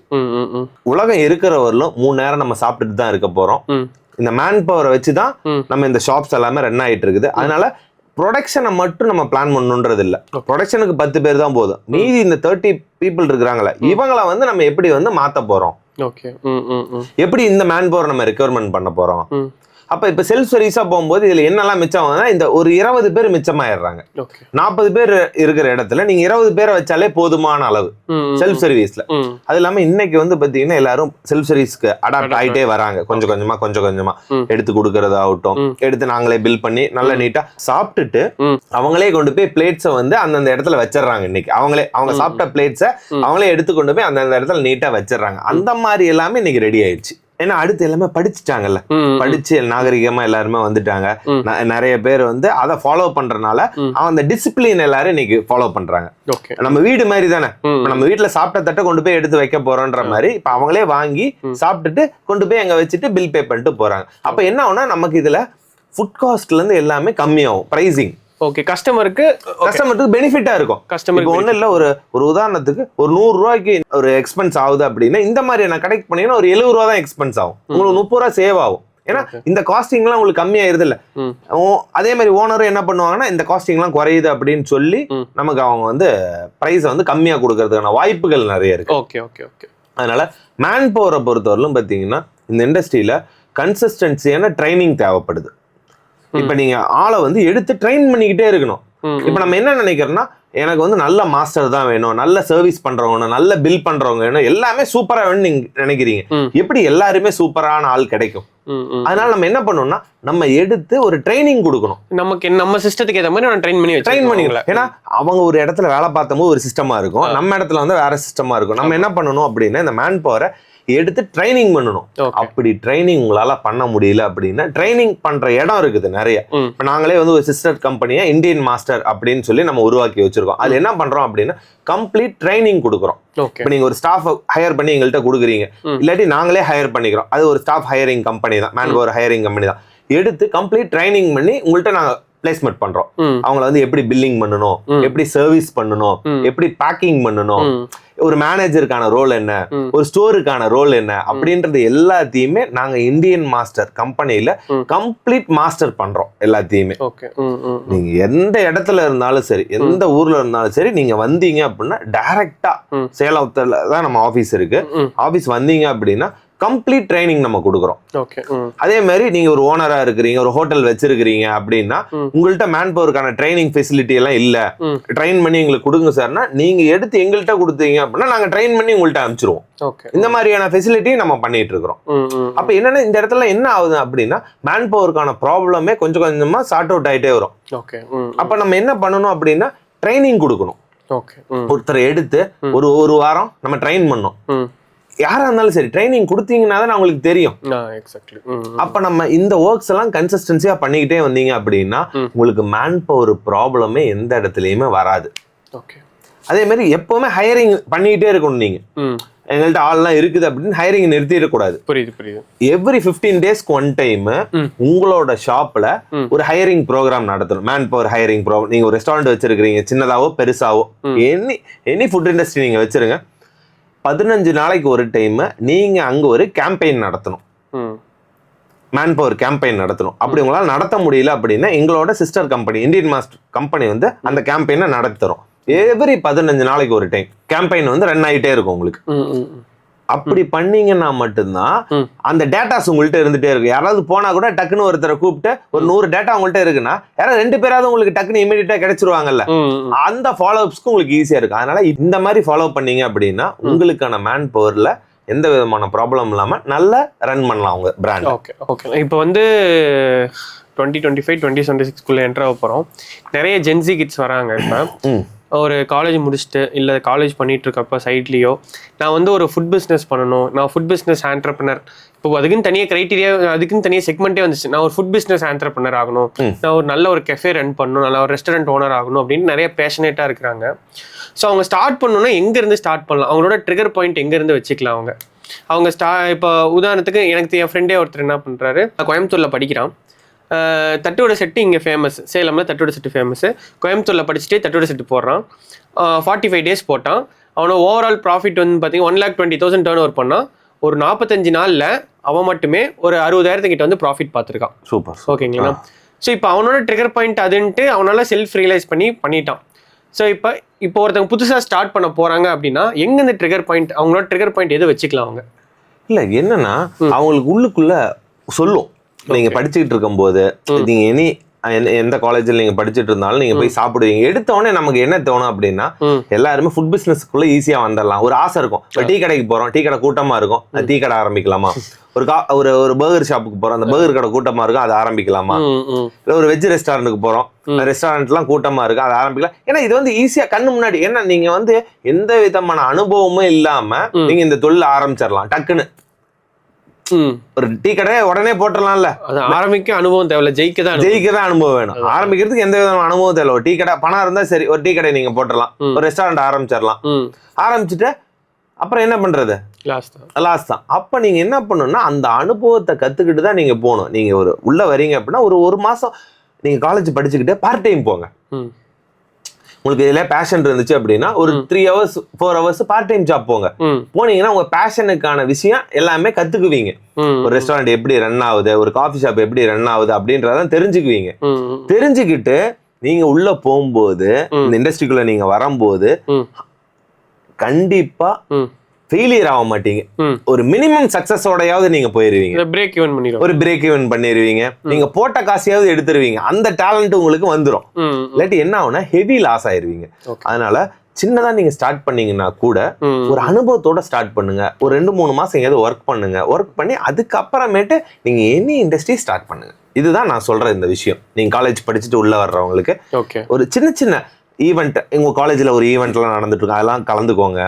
அந்த மாதிரி சின்ன சின்ன வேலைகளை செஞ்சுக்கிட்டே இருந்தீங்க அப்படின்னா உங்களுக்கான பேஷன் வந்து அடுத்த லெவலுக்கு எடுத்துட்டு போகும். அது பிசினஸ் மாடலா மாறும். மாறி ஏன்னா பேஷன் வேற பிசினஸ் வேற. பேஷன்ல நமக்கு எந்த லாஸ் ஆக போறது இல்லை, ஆனா பிசினஸ்ல லாஸ் ஆயிடும். அதனால அதை கால்குலேட் பண்ணி நம்ம ஒர்க் பண்ணணும். ஓகே, இப்போ அடுத்ததா வந்து ஒரு ஒரு லொகேஷன் எப்படி சூஸ் பண்றது அதை பத்தி சொன்னீங்கன்னா நிறைய யூஸ்ஃபுல்லா இருக்கும். இப்போ நீங்க ஒரு ஃபுட் பிசினஸ் ஸ்டார்ட் பண்றீங்கன்னா லொகேஷன் வந்து பாத்தீங்கன்னா நல்ல ஒரு கார்னர் பிளேஸா இருக்கணும். ஏன் கார்னர்? ஏன்னா கார்னர் பிளேஸ்னா டபுள் சைடு உங்களுக்கு வந்து பாத்தீங்கன்னா ஓப்பனிங் கிடைக்குது இல்ல. ஒரு கார்னர் ஸ்பேஸா இருக்குன்னா டபுள் சைடு ஓப்பன். ஒரு பைபாஸ்ல ஒரு டேர்னிங் பாயிண்ட்ல இருந்தா அது வந்து பாத்தீங்கன்னா உங்களுக்கு வந்து ஸ்லோ பண்ணுவாங்க அந்த இடத்துல. ஃபர்ஸ்ட் ஆஃப் ஆல் ஸ்லோ பண்ணுவாங்க. டபுள் வியூ உங்களுக்கு கிடைக்கும். ரெண்டு சைடுமே உங்களுக்கு வந்து வியூ கிடைக்கிறதுனால அந்த ஷாப்போட அந்த பிசினஸ் வந்து நிறைய நடக்கிறதுக்கான வாய்ப்புகள் இருக்குது. ஓகே, பாசிபிலிட்டி அதிகமா இருக்கு. அதனால double side corner shop first. அதே மாதிரி ஃப்ரண்டேஜ் எப்பவுமே வந்து பாத்தீங்கன்னா ஒரு 30 அடி இருக்கணும் அட்லீஸ்ட். Opening front opening. கடையோட உள்ள நீளம் வந்து பாத்தீங்கன்னா உங்களுக்கு 20 அடி இருக்கும். அகலம் வந்து பாத்தீங்கன்னா ஒரு 30 அடி இருக்கணும். 20 அடியாவது இருக்கணும். அது மாதிரி டபுள் ஷட்டர் ஷாப்பாவது இருக்கணும். அப்படின்னா தான் உங்க பிசினஸ் வந்து பாத்தீங்கன்னா அந்த விசிபிலிட்டி நல்லா இருக்கும். ஃபுட் பிசினஸ் பொறுத்தவரைக்கும் 10 அடியில ஷட்டர் இருக்கிறதோட உள்ள வந்து பாத்தீங்கன்னா உங்களுக்கு ஒரு 10 அடி இருந்தா போதும். ஆனா அகலம் வந்து ஒரு 20-30 அடியோ இருந்துச்சு அப்படின்னா வியூ நல்லா கிடைக்கும். ஓகே, அப்போ வந்து உங்களுக்கான பிசினஸ் வந்து நல்லா நடக்கிறதுக்கான பாசிபிலிட்டி இருக்கு லொகேஷன்ல. ஓகே, ஒன்னு வந்து அந்த கார்னர் ஷாப், இன்னொன்னு வந்து வியூ ஃப்ரண்டேஜ் வந்து கொஞ்சம் பெருசா இருக்கணும். அதுக்கப்புறம் ரொம்ப முக்கியமான விஷயம் என்ன அப்படின்னா பார்க்கிங் இருக்கணும். ஓகே, பெரிய ஸ்கேல் பண்றவங்களுக்கு ஓகே. இப்ப சின்ன ஸ்கேல் பண்றவங்களுக்கு கூட அட்லீஸ்ட் ஒரு ஒரு 10 டூ வீலர் நிறுத்துறதுக்காக அந்த இடத்துல இடம் வேணும் இல்ல. அப்படி நிறுத்தல அப்படின்னா எப்படி ஃபுட் பிசினஸ் வந்து உங்களுக்கு ரன் பண்ணுவீங்க அந்த லொகேஷன்ல? இப்ப நீங்க ஒரு ஃபுட் பிசினஸ் ரன் பண்றீங்க அப்படின்னா ஒரு வந்து சாப்பிடுறவங்க அரை மணி நேரம் சாப்பிடுவாங்கல்ல. அந்த ½ அன் அவர் வெஹிக்கிள் நிக்கிறதுக்காக அந்த இடத்துல ஒரு டூ வீலர் நிக்கிறதுக்காக ஸ்பேஸ் தேவையில்ல. நீங்க அடுத்தவங்க கடையில போய் நீங்க நிறுத்திட்டு வர முடியாதுல்ல, இல்ல ரோட்ல எங்க நிறுத்த முடியாதுல்ல. அதனால பார்க்கிங் இருக்கிறது ரொம்ப ரொம்ப மஸ்ட். மினிமம் பார்க்கிங்காவது இருக்கணும். அப்ப ஃபர்ஸ்ட் வந்து நம்ம வந்து கார்னர் ஷாப்பு, ரெண்டாவது லென்த்தியான ஷாப்பு, மூணாவது பார்க்கிங் விஷயமா நமக்கு இருக்கணும். இதை தாண்டி நியர்பை வந்து பாத்தீங்கன்னா என்ன மாதிரி ஏரியா இருக்குது. இப்ப ரெசிடென்சி ஏரியா இருக்குதா, இல்ல கமர்ஷியல் ஏரியா இருக்குதா, இல்ல வந்து காலேஜஸ் இருக்குதா, ஸ்கூல்ஸ் இருக்குதா, என்ன மாதிரி இருக்குது, பஸ் ஸ்டாண்ட் இருக்குதா நியர்பை, அந்த மாதிரி என்ன இருக்குன்னு நம்ம பாத்துக்கணும். பாத்துக்கிட்டு அதுக்கு தகுந்த மாதிரியான நம்ம அந்த லொகேஷனை சூஸ் பண்ணணும். ஏன்னா இப்ப ஒரு காலேஜ் நியர்பை இருந்துச்சு அப்படின்னா டைமிங் வந்து பாத்தீங்கன்னா உங்களுக்கு மார்னிங் டு ஈவினிங் தான் பிசினஸ் இருக்கும். மார்னிங் வந்து பாத்தீங்கன்னா ஒரு காலேஜ் ஒரு 9 மணி 8 மணிக்கு திறக்கணும். அந்த டைம்ல இருந்து ஈவினிங் ஒரு 6-7 ஹவர்ல தான் உங்களுக்கு பிசினஸ் இருக்கும். அதுக்கப்புறம் மிடில் பிசினஸ் இருக்காது. அப்ப இதே ஹாஸ்டல் இருக்கிற ஏரியா அப்படின்னா அந்த இடத்துல வந்து பிஜிஸ் எல்லாம் கொஞ்சம் நிறைய இருக்குது அப்படின்னா அங்க உங்களுக்கு பிசினஸ் இருக்கும். அப்ப நீங்க என்ன பண்ணணும்னா ஒரு பிஜிஸ் ரெசிடென்சி ஏரியா இருக்கிற நியர்பை நீங்க ஒரு ஷாப்பை வச்சிருந்தீங்க அப்படின்னா உங்களுக்கு ஃபுட் பிசினஸ் நடக்கும். காலேஜ் கிட்ட டீ கடை நல்லா ஓடும். ஓகே, ஒரு சாண்ட்விச் கடையோ டீ கடையோ இந்த மாதிரி காலேஜ் கிட்ட நல்லா ஓடும். அப்ப லொகேஷனுக்கு தகுந்த மாதிரி நம்ம பிசினஸ் செட் பண்ணணும். இப்ப நீ ஒரு ஹாஸ்பிட்டல் கிட்ட இருக்கிறீங்க அப்படின்னா ஒரு வெஜ் ரெஸ்டாரண்ட் நல்லா ஓடும். அங்க சுடுதண்ணி நீங்க வந்து அவங்களுக்கு கொடுக்கலாம். டீ காஃபி நல்ல நீட்டான ஒரு ஃபுட்டை கொடுக்குறீங்க அப்படின்னா இட்லி தோசை அப்படின்னா பேஷன்ஸ் தானே. நியர்பை ஹாஸ்பிட்டல் ஏதாவது இருந்துச்சு அப்படின்னா நீங்க ஒரு வெஜ் ஸ்டார்ட் பண்றதுக்கு நல்ல ஒரு இடம். இந்த மாதிரி நியர்பை என்னெல்லாம் இருக்குது அதை முடிவு பண்ணி தான் நம்ம வந்து பாத்தீங்கன்னா ஒரு பிசினஸ் ஸ்டார்ட் பண்ணுமே. ஓகே, இப்ப ஒரு உதாரணத்துக்கு பாத்தீங்கன்னா ஒவ்வொரு ஏரியாவும் ஒவ்வொரு இடம். இப்ப ஒரு மடிப்பாக்கம்னா அங்க ஒரு அது ஒரு ஏரியாவா இருக்கும். வடபழனிலாம் அது ஒரு ஏரியாவா இருக்கும். ஏரியாவுக்கு தகுந்த இப்ப கோயில் நியர்பை இருக்கு, திருச்செந்தூர் நியர்பை அப்படின்னா அங்க வெஜ் தான் நமக்கு நிறைய ஓடும். அப்ப டூரிஸ்ட் கன்னியாகுமரி அப்படின்னா அங்க நான்வெஜ் நல்லா ஓடும். அப்ப நம்ம எந்த ஏரியால இருக்கிறோம் அந்த லொகேஷனை பார்த்து அந்த ஏரியாவை பார்த்து அந்த ஊரை பார்த்து தான் நம்ம ஃபுட்டை வைக்கணும். இதெல்லாம் தான் லொகேஷனுக்கு ரொம்ப ரொம்ப முக்கியம். இந்த கிரவுண்ட் ஒர்க்லாம் நீங்க பண்ணிட்டு ஒரு ஃபுட் பிசினஸ் ஸ்டார்ட் பண்ணும்போது அது சக்சஸ்ஃபுல்லா இருக்கும். ஓகே, இப்போ நான் அதான் ஒரு கொஸ்டின் கேட்டேன், 2 கொஸ்டினுக்கான ஆன்சரா சொல்லிட்டீங்க. ஆமா, லொகேஷன் எப்படி பாக்குறதுன்னு கேட்டேன், அதுக்கான ஆன்சரும் வந்துருச்சு. சைட் பை சைட் அந்த லொகேஷன் பொறுத்தே மெனு நீங்க சொல்லிட்டீங்க. கண்டிப்பா. ஸோ இப்போ பஸ் ஸ்டாண்ட்னா இந்த மாதிரி மெனு சூட் ஆகும், இந்த கடை என்ன சூட் ஆகுன்ற சொல்லிட்டீங்க. ஸோ இது ஒரு பேசிக்கான ஒரு நாலேஜ்னு வச்சுக்கலாம். ஸோ அடுத்து மெனுல கொஞ்சம் டீப்பரா பேசலாம் அப்படின்னு நான் நினைக்கிறேன். எனக்கு மெனுவை பொறுத்த வரைக்கும் நிறைய கடையில் நிறையா சேஞ்சஸ் இருக்குது. ஒரு கடையில் இட்லி 10 ரூபா விற்கிதுன்னா அது பக்கத்துலேயே இருக்க ஒரு கடை கொஞ்சம் கிராண்டாக எலிவேஷன் இருக்குது, 20 ரூபா விற்கிறான் ஒரு செட்டு. ஸோ இன்னும் கொஞ்சம் போனான்னா ஒரு 3 சட்னி வச்சு ஒரு சாம்பார் ஊற்றி அதே இது வந்து 45 ரூபா ஒரு செட்டுன்னு வைக்கிறோம். இந்த பிரைஸ் டிஃபரன்ஸ் இருக்கு இல்லைங்க, இது வந்து எப்படி நம்ம புரிஞ்சுக்கிட்டு அதுக்கேற்ற மாதிரி பிரைஸ் ஃபிக்ஸ் பண்றது? ஏன்னா இந்த 3 கடையும் ரன் ஆகுது, 3 கடையும் சக்ஸஸ்ஃபுல்லாக தான் இருக்கு. இதை தெரியாம ஒருத்த பக்கத்துல இருந்து கடை வைக்கிறேன், நான் வந்து நான் 30 ரூபா, இங்க 45 ரூபா, இங்க 20 ரூபா, இங்க 10 ரூபா இருக்கு, நான் நடுவில் 30 ரூபான்னு சொல்லி வைக்கிறேன். அவங்களோட ரெக்குயர்மெண்ட் வேற, ஓகேங்களா? இவங்களோட ரெக்குயர்மெண்ட் வேற, இவங்களோட வைக்கிறவங்களோட ரெக்குயர்மெண்ட் வேற. கண்டிப்பா. ஸோ அப்படி வைக்கிறப்போ தோத்துறாங்க, சீக்கிரம் வெளில போயிடுறாங்க. இவங்க என்னதான் பிரைஸ் டிஃப்ரெண்டா இருந்தாலுமே 45 ரூபா வச்சிருக்கணும் சக்ஸஸ்ஃபுல்லா இருக்கான், 10 ரூபா வச்சிருக்கணும் சக்ஸஸ்ஃபுல்லா இருக்கான், ரெண்டுத்துக்கும் நடுவில் 30 ரூபான்னு வச்சிருக்கான், ஆனா ஃபெயிலியர் ஆகிறான். ஏன்? இப்போ வந்து பிரைசிங் ஸ்ட்ராட்டஜின்னு சொல்லுவாங்க. ஓகே, இப்போ வந்து நீங்க இப்ப கேட்ட கேள்வி வந்து பிரைஸ் எப்படி ஃபிக்ஸ் பண்றது, ஒரு ஃபுட்டுக்கான பிரைஸை எப்படி வந்து நம்ம கால்குலேட் பண்றது அப்படின்னா, இப்போ பக்கத்துல இருக்கிறவங்கள கடையை பார்த்து நம்ம எப்பவுமே பிரைஸ் வைக்கவே கூடாது. ஏன் அப்படின்னா அவங்க கடையோட எக்ஸ்பென்ஸ், மெயின்டெனன்ஸ், லேபரு, ஃபுட் காஸ்ட்லாம் வேறையா இருக்கும், ரா மெட்டீரியல் காஸ்ட்லாம் வேறையா இருக்கும், நம்மளது வேறையா இருக்கும். நம்ம எப்பவுமே ஒரு ஃபுட் காஸ்ட் ஒர்க் அவுட் பண்ணும்போது நம்மளோட ரா மெட்டீரியல் காஸ்ட் என்ன, நம்மளோட ப்ரொடக்ஷனுக்கான காஸ்ட் என்ன, அதுக்கான லேபர் என்ன, அதுக்கான எரிபொருள் காஸ்ட் என்ன, நம்ம இபி, ரெண்ட், மெயின்டெனன்ஸ் இதுக்கான காஸ்ட் என்னன்னு பிளான் பண்ணி தான் நம்ம பிரைஸை ஃபிக்ஸ் பண்ணணும். நமக்கு எவ்வளவு ப்ராஃபிட்டபிள் வேணும். இப்ப கம்மி மார்ஜின் வச்சு அதிக பிசினஸ் பண்ணுவாங்க ஒருத்தர். இப்ப நீங்க சொன்ன கான்செப்ட் எப்படின்னா, 10 ரூபாய்க்கு ஒருத்தர் சொன்னீங்கல்ல, அவர் வந்து 10 ரூபாய்க்கு இட்லியை வச்சு மார்ஜின் கம்மியா வச்சு நிறைய கிரவுட் புல் பண்ணி ப்ராஃபிட் பண்ணுவாங்க, வால்யூம் அதிகமா பண்ணி ப்ராஃபிட் பண்ணுவாங்க. இன்னொன்னு 45 ரூபா சொல்றீங்க பாத்தீங்க, அவர் வந்து என்ன பண்ணுவாரு அப்படின்னா, நல்ல குவாலிட்டியான ஆம்பியன்ஸ், நல்ல ஒரு 3 விதமான சட்னி, நல்ல சர்வீஸ், நல்ல கம்ஃபர்ட் ஜோனை கொடுத்து கம்மி வாக்கின்ஸா இருந்தாலும் கூட அதிக மார்ஜின் பண்ணுவாரு.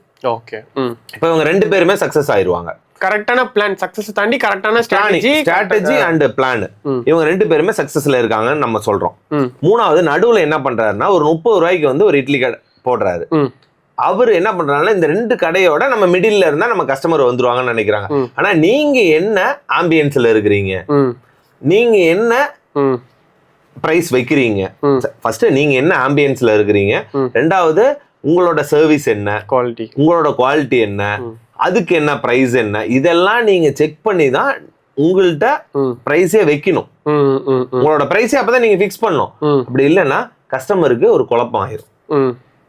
புரியுது. உங்கள்ட்ட ஒண்ணு குவாலிட்டி கம்மியா இருக்கும், சர்வீஸ் கம்மியா இருக்கும், ஆம்பியன்ஸ் அந்த அளவுக்கு இருக்காது, பிரைஸ் மட்டும் வச்சீங்கன்னா எப்படி வருவாங்க? ரொம்ப முக்கியம் என்னன்னா, ஒரு ப்ராடக்டோட ஒரு 10 ரூபாய்க்கு இட்லி கொடுக்குறோம் அப்படின்னா அந்த இட்லிக்கு 20 ரூபா கூட கொடுக்கலாங்கப்பா அப்படின்னு கஸ்டமர் சொல்லுவாங்க. அந்த அளவுக்கு அந்த குவாலிட்டி இருக்கணும், குவான்டிட்டி இருக்கணும். குவான்டிட்டி, பிரைஸ், இது 3ம் ஈவனா இருக்கணும். அந்த ஸ்ட்ராட்டஜி நமக்கு ஃபர்ஸ்ட் தெரிஞ்சிருக்கணும். அதுக்கு தான் வந்து பாத்தீங்கன்னா ஒரு எக்ஸ்பர்ட், ஒரு கன்சல்டன்ட்டை நீங்க சூஸ் பண்ணணும்ன்றது. இதெல்லாம் ரொம்ப முக்கியமான விஷயம். பிரைசிங் ஃபிக்ஸ் பண்றதுன்றது இருக்கிறதுலயே மிகப்பெரிய சேலஞ்ச். ஏன்னா பிரைஸ்ல தானே உங்களோட எல்லா விதமான அடக்கமும் வருது. அந்த ஒரு இட்லி வித்தா தான் நீங்க ரெண்ட் கட்ட முடியும், சேலரி கொடுக்க முடியும், ரா மெட்டீரியலுக்கான காஸ்ட் கொடுக்க முடியும், மெயின்டெனன்ஸ் பண்ண முடியும். இது எல்லாமே எதை சுத்தி இருக்கு? அந்த ஒரு இட்லியை சுத்தி தான் இருக்குது. அப்ப அதுக்கான பிரைஸ் எப்படி வைக்கணும், அதுக்கான மார்க்கெட்டிங் எப்படி பண்ணணும்னு அந்த விவரங்கள் நமக்கு தெரிஞ்சிருக்கணும். இதுதான் நம்ம பார்க்க வேண்டிய பேசிக் விஷயம்.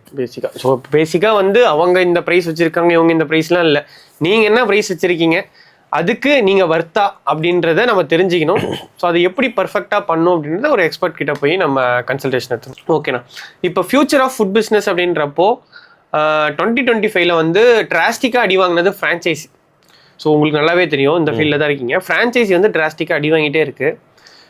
என்னோட கருத்து என்னன்னா, ஒரு பிஸ்னஸை ஸ்கேல் பண்றதுக்கு ஃப்ரான்ச்சைசி மாதிரியான பெஸ்ட் கான்செப்ட் வேற எதுவுமே கிடையாது. இன்னைக்கு வந்து உலகத்துல வந்து 35,000 பிளஸ் மெக்டானல்ட்ஸ், 30,000 பிளஸ் KFC இருக்கு அப்படின்னா ஃப்ரான்ச்சைசி அப்படின்ற ஒரு கான்செப்ட்னால தான் அவங்க கொண்டு வந்தாங்க. கண்டிப்பா, ஓகேங்களா? ஸோ இங்க என்ன பிரச்சனை ஆகுதுன்னா, மக்கள் எனக்கு எதுவுமே தெரியலனாலுமே சீக்கிரமா நான் சம்பாதிக்கணும் அப்படின்றனால ஃப்ரான்ச்சைசிக்குள்ள வராங்களா, இல்ல நான் ரெப்புடேட்டடான பிராண்டை சூஸ் பண்ணணும் அப்படின்றதுக்காக ஃப்ரான்ச்சைசிக்குள்ள வராங்களா? நீங்க ஒண்ணு தெரிஞ்சுக்கணும். என்ன தெரிஞ்சுக்கணும் அப்படின்னா, நீங்க ஃப்ரான்ச்சைசி பிசினஸ் நல்ல பிசினஸ் தான். நீங்க ஒரு ஃபுட் பிராண்ட ஃப்ரான்ச்சைசி எடுக்கிறீங்கன்னா நல்ல கான்செப்ட் தான். கான்செப்ட்லாம் தப்புன்னே சொல்ல மாட்டோம். ஃப்ரான்ச்சைசி பண்ணி நிறைய பேர் நல்ல சக்சஸ்ஃபுல்லா இருக்கிறாங்க. இப்பயும் நம்ம சொல்றது என்னன்னா, பிசினஸ் தோக்குறது இல்ல, பிசினஸ் பண்றவங்க தான் தோக்குறாங்க. அந்த ஃப்ரான்ச்சைசி பிசினஸ் தோக்கல, இந்த ஃப்ரான்ச்சைசி எடுத்தவங்க தான் தோக்குறாங்க. ஏன் அப்படின்னா, நல்லா பாத்துக்கோங்க, ஒரு ஃப்ரான்ச்சைசி எப்படி நம்ம சூஸ் பண்ணணும், ஒரு ஃப்ரான்ச்சைசி பிராண்டை எப்படி நம்ம எடுக்கணும், நம்ம எப்படி அந்த பிரான்சைசி எடுத்தா நம்ம நடந்துக்கணும் அப்படின்னா த ஃபவுண்டர் அப்படின்ற மூவி இருக்கு, மெக்டொனால்ட்ஸோட மூவி. அதுல பாத்தீங்க அப்படின்னா நிறைய பேருக்கு வந்து பிரான்சைசி கொடுத்துருப்பாங்க, ஆனா அது அந்த கிளீனா இருக்காது, அந்த இடம், அந்த இடத்த கரெக்டா மெயின்டைன் பண்ண மாட்டாங்க. இந்த மாதிரியா நிறைய விஷயங்கள் இருக்கும் அந்த மூவி. இப்ப நம்ம பிரான்சைசி எடுக்கிறோம் அப்படின்னா நம்ம என்ன பண்ணணும் அப்படின்னா, நமக்கு அந்த ஃபுட் பிசினஸ் பத்தி அனுபவங்கள் வேணும், நமக்கு நாலேஜ் வேணும், நம்ம அதுல பேஷனா ஒர்க் பண்ணணும், இது நம்ம பிராண்டு அப்படின்னு நம்ம நம்பி நம்ம வேலை செய்யணும். இது பிரான்சைசி தானே அப்படின்னு சொல்லி நம்ம வேலை செய்யக்கூடாது. அப்படி இருக்கிறதுக்கு அவங்க தனியா ஓன் பிராண்டாவே ஸ்டார்ட் பண்ணலாம். ஏன்னா ஓன் பிராண்டாவே ஸ்டார்ட் பண்ணலாம், பட் அவங்களுக்கு எக்ஸ்பீரியன்ஸ் அனுபவங்களும் இருக்கிறது இல்லைல்ல. இப்போ ஒரு அனுபவம் இல்லை, அவங்க வந்து உங்களோட ஒரு பிரான்சைசி என்ன பண்றாங்க அப்படின்னா அவங்க அனுபவத்தை ஷேர் பண்றாங்க, அவங்க ஒரு நல்ல ப்ராடக்டை கொடுக்குறாங்க, நல்ல ஒரு பிராண்ட் வேல்யூ பண்றது கொடுக்குறாங்க. அப்ப அவங்க ஒரு 10-15 வருஷம் அந்த பிராண்டோட ரெப்புடேஷனை தான் உங்கள்கிட்ட கொடுக்குறாங்க. இப்ப நீங்க அதை வந்து நீங்களும் அவங்களும் என்ன பார்ட்னர்ஸ் தானே இதுல.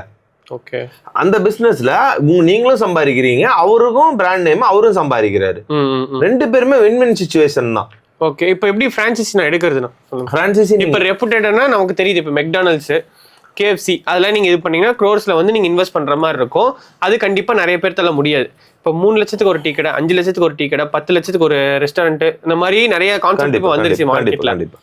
அந்த மாதிரி இதை அதில் நிறைய சக்ஸஸும் போயிருக்கு. இப்போ நான் சொல்லிடுறேன், நிறைய சக்ஸஸ்ஃபுல்லாகவும் போயிருக்கு. கண்டிப்பாக சில ஃபெயிலியர்ஸ், அதுதான் உணவுத்துறை தோக்குறதுல பண்ணுறவங்க தோக்குறாங்க.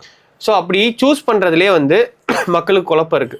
அது எப்படி சூஸ் பண்ணலாம்? அதை எப்படி சூஸ் பண்ணணும் அப்படின்னா, நீங்க ஃபர்ஸ்ட் வந்து பாத்தீங்கன்னா அந்த பிராண்ட் வந்து எவ்வளவு வருஷமா இருக்கு. Okay, point 1. ரெண்டாவது வந்து அந்த பிரான்சைசி கொடுத்துருப்பாங்கல்ல, பிரான்சைசி கொடுத்து ஒருத்தர் பிரான்சைசி எடுத்திருப்பாங்கல்ல, அவங்கள்ட்ட நீங்க போய் ஒரு 10 பேர்கிட்ட பேசணும். இந்த பிராண்ட் வந்து எப்படி எல்லாம் சப்போர்ட் பண்றாங்க, எப்படி எல்லாம் வந்து இவங்க ரா மெட்டீரியல் எப்படி கொடுக்குறாங்க, எதுல கமிஷன் இவங்க வச்சிருக்கிறாங்க, இவங்க எவ்வளவு நாள் வந்து நமக்கு சப்போர்ட் பண்றாங்க, அந்த எல்லா விஷயத்தையும் நீங்க ஃபர்ஸ்ட் தெரிஞ்சுக்கணும். அதுக்கப்புறமேட்டு அந்த பிராண்ட்ல போய் ஒரு மாசம் நீங்க பிரான்சைசி எடுக்கிறதுக்கு முன்னாடி அவங்களோட நல்ல வந்து கொலாப் பண்ணணும், பேசணும். அந்த ஓனர், அந்த பிரான்சைசி எடுக்கிறீங்களா அந்த ஓனரும் நீங்களும் நல்ல மனம் விட்டு பேசணும். சரி, இந்த மாதிரி இருக்குது, எல்லா விஷயத்தையும் உங்க கூட ஷேர் பண்றதுக்கு எல்லா பிரான்சைசி ஓனரும் ரெடியா தான் இருக்கிறாங்க. நம்ம போய் அவங்கள்ட்ட அப்ரோச் பண்ணி பேசுறது வந்து குறைவா இருக்கு. கேள்விகளை நல்லா கேளுங்க. ஏன்னா நீங்க பணம் போட போறீங்க அப்படின்னும் போது அவங்க அந்த பிராண்டை நம்பி நல்ல கேள்விகள் கேளுங்க. கேள்விகள் கேட்டு அதுக்கப்புறமேட்டு சூஸ் பண்ணுங்க. அந்த ஃபுட் ப்ராடக்ட் எப்படி இருக்கு, நல்ல குவாலிட்டியா இருக்கா, கன்சிஸ்டன்சியா கொடுக்குறாங்களா அப்படின்ற எல்லா விஷயத்தையும் நீங்க செக் பண்ணுங்க. செக் பண்ணிட்டு அதுக்கப்புறம் அந்த பிரான்சைசி எடுங்க. அதே மாதிரி பிரான்சைசி எக்ஸ்பர்ட் நிறைய பேர் இருக்கிறாங்க, பிரான்சைசி டெவலப்பர்ஸ் நிறைய பேர் இருக்கிறாங்க. அவங்கள்ட்டலாம் போய் கேளுங்க, சார் நாங்க ஒரு பிரான்சைசி எப்படி சார் எடுக்கிறது அப்படின்னு அவங்கள்ட்டையும் கேளுங்க. சார் இந்த மாதிரி எடுக்க போறோம், அவங்க கிட்டதான் போனா காசு கேட்பாங்களே, 10,000-15,000 கேட்பாங்களே. கண்டிப்பா நீங்க வந்து ஒரு 10 லட்ச ரூபா போட்டு ஒரு பிசினஸ் ஸ்டார்ட் பண்ண போறீங்க, அவங்களுக்கு ஒரு 10,000 ரூபாய் ஸ்பெண்ட் பண்றது தப்பு இல்ல. அவங்க நாலேஜ் உங்கள்கிட்ட கொடுக்குறாங்கல்ல, அதுக்கு நம்ம பணம் பே பண்ணலாம்ல. இப்ப ஒரு ஒண்ணுமே இல்ல, உங்க அறிவை நீங்க ஷேர் பண்றீங்க, அவங்க வந்து அதான் அவங்க பிசினஸே. ஆமா, ஒவ்வொருத்தரோட பிசினஸ். இப்ப நான் கன்சல்டன்ட், என்னோட பிசினஸ் என்ன அப்படின்னா நான் உங்க கூட ஷேர் பண்றது தானே. ஆக்சுவலா இது நான் கேட்டது ஃபன்னியா கூட இருக்கலாம். இது ஏன் இங்க நான் கேட்டேன் அப்படின்னா, இப்போ 10 லட்ச ரூபா 20 லட்ச ரூபா போட்டு ஆரம்பிக்கிறாங்க. 10 லட்ச ரூபா போட்டு 10 லட்ச ரூபா லாஸ் பண்றதுக்கு 10,000 ரூபா ஒருத்தர்கிட்ட போயிட்டு உனக்கு ஆகுமா ஆகாதான் அவங்களே சொல்லிடுவாங்களே. இப்போ உதாரணத்துக்கு உங்களே எடுத்துக்கோங்க, இப்போ உங்ககிட்ட வராங்க, உனக்கு ஆகும் ஆகாதுன்றத நீங்க சொல்லிடுவீங்கல்ல, அப்போ அவங்களுக்கு 10 லட்சம் சேவ் தானே. இவங்க என்ன இந்த 10,000 ரூபா பெருசா பார்த்துட்டு அந்த 10 லட்சத்தை விட்டுறாங்க நம்மள்ட்ட. அதே மாதிரி இப்ப நீங்க 1-to-1 கன்சல்டேஷன் நீங்க நேரடியா வரீங்க அப்படின்னா, நம்ம டைரக்டா என்னை வந்து மீட் பண்ண போறீங்க அப்படின்னா 5,000 rupees தான் நம்ம சார்ஜ் பண்றோம். டைரக்டா நீங்க எங்கள்கிட்ட வரீங்க அப்படின்னா 1-to-1 எல்லா விதமான கிளாரிட்டியுமே நம்ம கொடுத்துறோம். ஒரு வெண்டார் எப்படி நீங்க சூஸ் பண்ணணும், எப்படி மார்க்கெட் ரிசர்ச் பண்ணணும், எப்படி பிராண்டிங் பண்ணணும், எப்படி ப்ரொமோஷன் பண்ணணும், ஸ்டாஃபை எப்படி ஹையரிங் பண்ணணும், இந்த மாதிரி எல்லா விஷயத்தையும் நான் உங்க கூட ஷேர் பண்ணிடுறோம். அதுக்கு நம்ம 1-to-1 கன்சல்டேஷனுக்கு 5,000 தான் சார்ஜ் பண்றோம். 5,000 ரூபாய் மட்டும் தான் நம்ம சார்ஜே பண்றோம். அப்போ உங்களுக்கு ஒரு 5,000 ரூபாய்ல மிகப்பெரிய ஒரு அனுபவம் கிடைச்சிருது இல்ல, உங்களுக்கு ஐ ஓப்பனிங் ஆயிருது, நிறைய மிச்சம் பண்றீங்கல்ல. இப்ப இந்த மாதிரியான விஷயத்துக்கு நீங்க செலவு பண்றது தப்பே இல்ல. இப்போ ஒரு 4 பேர் போய் நீங்க ஒரு டின்னர் சாப்பிட்டீங்கனாலே இன்னைக்கு 3,000-4,000 ரூபாய் ஆயிருது. ஒரு நல்ல ஒரு ரெஸ்டாரண்ட்ல நீங்க ஒரு பிசினஸ் பண்ண போறீங்க, இதுக்கு ஒரு 5,000 நீங்க செலவு பண்ணலாமே. இதுதான் நீங்க இதுக்கு தயங்காம நீங்க பண்ணீங்கன்னா 100% நீங்க சக்சஸ் தான். என் ஃப்ரெண்டு கூட ஒருத்தர் உங்ககிட்ட அப்பாயின்மெண்ட் வாங்க, நீங்க பிஸியா இருக்கீங்க. ஸோ அதனால அவருக்கு ஒரு அப்பாயின்மெண்ட் கொடுத்து கண்டிப்பா கொடுத்துடலாம். அது ஒன்று. அதுவும் இல்லாமல் நிறைய இன்ஸ்டாகிராம் வீடியோ வந்து இந்த இது சேல், கடை சேலுக்கு வருது, இந்த எக்யூப்மெண்ட் சேலு. உண்மையில 10 லட்சம் போட்டு எக்யூப்மெண்ட் வாங்குறாங்க, ஒரு 60,000-70,000 சேல் பண்ணிட்டு போறாங்கன்னா கண்டிப்பா இவ்வளவு டிப்ரிஷியேட் ஆகுமா? இப்ப வந்து பாத்தீங்கன்னா நீங்க ஒரு ரெஸ்டாரண்ட் ஆரம்பிக்கிறீங்க அப்படின்னா ஒரு 30 லட்ச ரூபா செலவு பண்ணிடுறீங்க. ஒரு உதாரணத்துக்கு interior, fall ceiling, AC, table, chair, spoon, kitchen equipments, crockery எல்லாமே பண்ணிடுறீங்க. இது எல்லாமே பாத்தீங்கன்னா நீங்க வேண்டாம் அப்படின்னு நீங்க கொடுத்தீங்க அப்படின்னு வச்சுக்கோங்க. ஒரு உதாரணத்துக்கு உங்களுக்கு என்ன மிஞ்சும் அப்படின்னா அந்த மெட்டீரியல் எல்லாத்தையுமே வெளியில எடுத்து வச்சு நீங்க எழுதி பாருங்க. டெப்ரிசியேஷன் அப்படின்றது பாத்தீங்கன்னா 60% விழுந்துரும். 40% காஸ்ட் தான் உங்களுக்கு வரும். 10 லட்ச ரூபானா நமக்கு ஒரு 4 லட்சம் ரூபாய், 3 to 4 லட்சம் ரூபாய் தான் வரும். ஓகே, அவ்வளவு டெப்ரிசியேஷன் கண்டிப்பா வந்து அதுவும் யூஸ் பண்ணிட்டு இன்னும் கம்மியாயிரும். அதான் சொல்றேன், யூஸ் பண்ணி நீங்க கொஞ்சம் பழசாயிருச்சு அப்படின்னா எந்தெந்த பொருள், இப்ப நீங்க ஸ்பூனு, ஃபோர்க்கு, நைஃப் இதெல்லாம் நீங்க ரிட்டர்ன்லாம் யாரும் வாங்கவே மாட்டாங்களே. ஒரு டேபிள், சேரு, இப்ப அடுப்பு, இந்த மாதிரியான மெட்டீரியல் மட்டும் தான் நீங்க சேல் பண்ண முடியும். இது எல்லாமே வேஸ்டேஜ் தானே உங்களுக்கு. ஏசியை கழட்டி நீங்க வித்தீங்கன்னா கூட ஒன்னும் யூஸ் இல்லையே. 40,000 ரூபாய் பட்டு ஏசி வாங்குவீங்க, வித்தீங்க அப்படின்னா 15,000 ரூபாய்க்கு தானே வாங்குவாங்க. யூஸ் பண்ணிடுறீங்கல்ல. அப்ப எல்லாம் நம்ம ஒரு கடை ஆரம்பிச்சு கன்சிஸ்டன்சியா நீங்க ரன் பண்ணிங்கன்னா ப்ராப்ளமே இல்ல நீங்க லாஸ் ஆயிட்டீங்க, அந்த பொருளை நீங்க விக்கிறீங்க அப்படின்னா கண்டிப்பா வந்து பாத்தீங்கன்னா 10 லட்ச ரூபா பொருள் 30 to 40% தான் வந்து பாத்தீங்கன்னா உங்களுக்கு ரெக்கவர்மெண்ட் ஆகும். இதுதான் உண்மையான ஸ்டேட்டஸே இதுதான் மார்க்கெட்ல. இப்ப நிறைய பேர் வந்து கியாஸ்க் டைப்ல பண்ணலான்றாங்க. இப்ப சேலத்துல எடுத்தீங்கன்னா தட்டோட செட்டு, இப்ப வந்து நிறைய வேஃபலு, அப்புறம் இல்லை இந்த கிறிஸ்பி சிக்கனு, இந்த மாதிரியான விஷயங்களை வந்து நிறைய ஸ்டூடெண்ட்ஸாக இருக்கட்டும், ஹவுஸ் ஒய்ஃபாக பண்ணிட்டு இருக்காங்க. ஸோ அவங்க ஸ்டார்ட் பண்ணுறதுக்கு எப்படி ஸ்டார்ட் பண்ணலாம், அது ஏதாச்சும் கொஞ்சம் ஐடியா கொடுங்கண்ணா. இல்லை எவ்வளோ இன்வெஸ்ட்மெண்ட் ஆகும் அதான் இப்போ நான் அவங்களோட பாயிண்ட் ஆஃப் வியூல எவ்வளோ ப்ராஃபிட் வரணும் ஒரு நாளைக்கு, இன்வெஸ்ட்மெண்ட்டு ப்ராஃபிட்டு அது கேட்கக்கூடாது தான், பட் எவ்வளோ ப்ராஃபிட் வரும் ஒரு நாளைக்கு? இல்லை ஒன்று என்னன்னா, நீங்கள் கியாஸ்க் மாடல்ல நீங்க ஃபுட் பிசினஸ் பண்றதுல எந்த விதமான தவறுமே கிடையாது.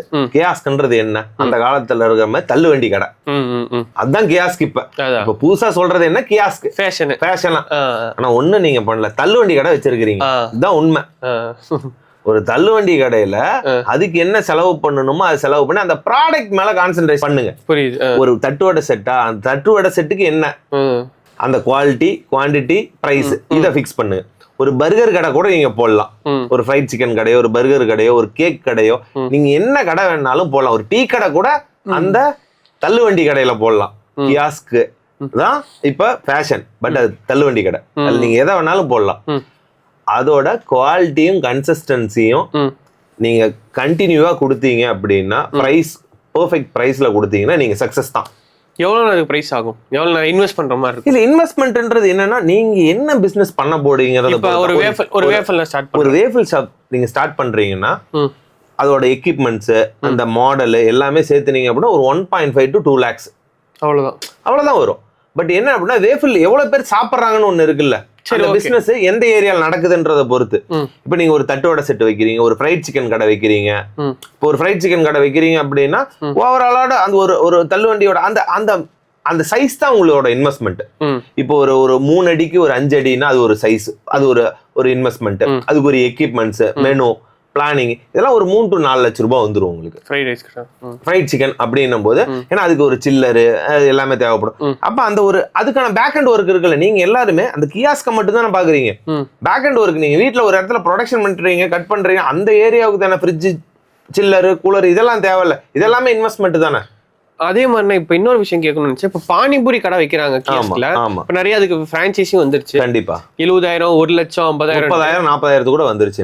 இப்ப அவ்வளவு செலவு ஆகும்னா எனக்கு ஒன்னும் புரியல. ஒரு கியாஸ்க் வைக்கிறாங்க, அதோட பிரைஸே பாத்தீங்கன்னா ஒரு 15,000 இருக்குமா? சின்ன ஒரு கியாஸ்க் இன்னைக்கு வந்து 20 to 25,000. ஓகேங்களா. அப்புறம் அது மேல பிராண்டிங், அப்புறம் அந்த பானிபூரி, தண்ணி, அதெல்லாம் சேர்த்து 70,000 வருமானா? இல்ல என்ன அப்படின்னா அவேர்னஸ் இல்லாததுதான்.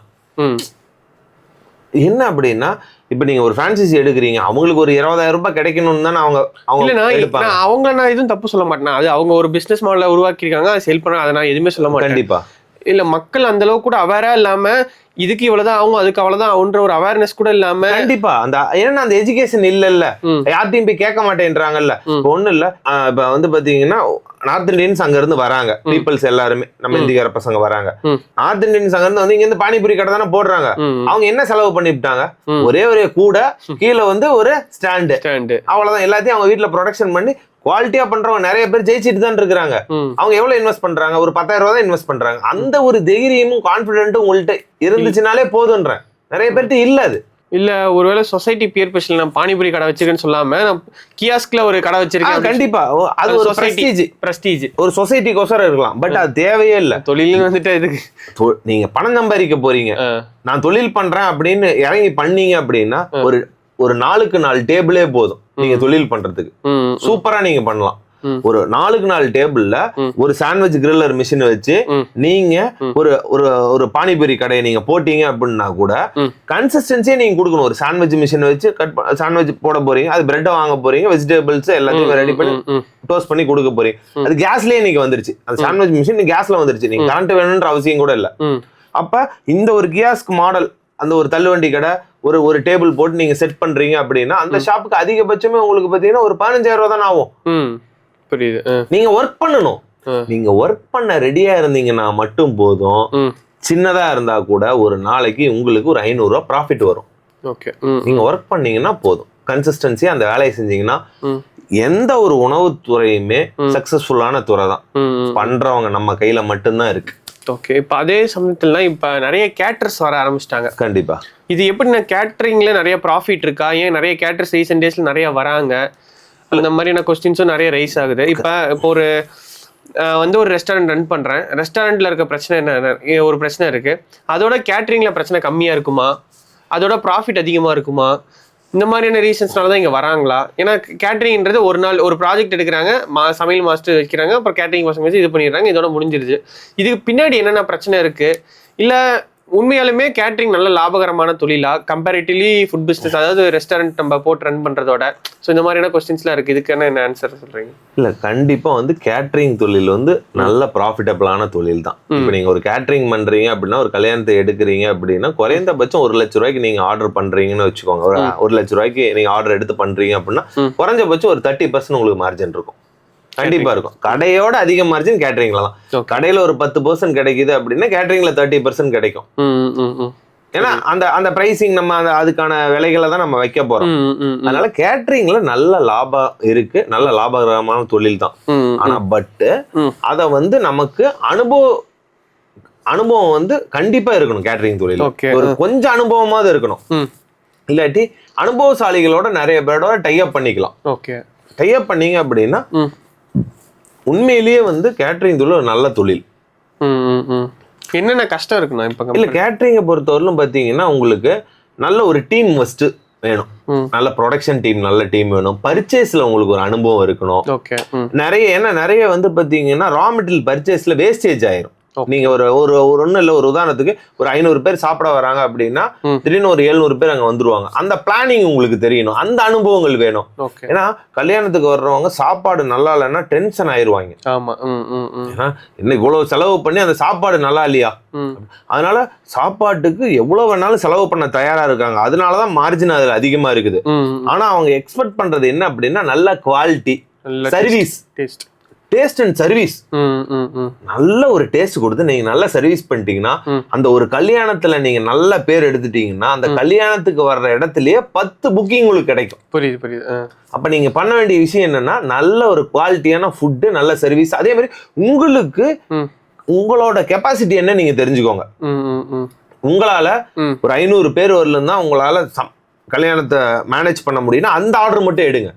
ஒரு 2000 பேர் ஆர்டர் டக்குன்னு எடுத்துடாதீங்க. உங்கள்கிட்ட அனுபவம் ஃபர்ஸ்ட் 100ல ஆரம்பிங்க, அப்புறம் ஒரு 300ல ஆரம்பிங்க, அப்புறம் ஒரு 500ல ஆரம்பிங்க, அப்புறம் ஒரு 1000ல ஆரம்பிங்க. அப்படி கொஞ்சம் கொஞ்சமா போங்க. எடுத்த உடனே பெரிய ஆர்டர் எடுத்து மாட்டிக்காதீங்க, ஏன்னா ஃபெயிலியர் ஆயிருவீங்க.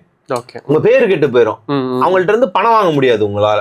ஏன்னா அங்க ஏதாவது தவறு நடந்துருச்சு, உங்கள்ட்ட ஏதாவது அனுபவத்துல வந்து அனுபவம் இல்லாம நீங்க அந்த இடத்துல ஏதாவது தவறு செஞ்சுட்டீங்க, ஃபுட்டே நல்லா இல்லாம போயிருச்சு, ஏதோ ஒரு ப்ராடக்ட் நல்லா இல்லாம போயிருச்சா கூட வெண்டர் வந்து உங்களுக்கு வந்து கிளையண்ட் வந்து உங்களுக்கு வந்து பணம் தர மாட்டாங்க.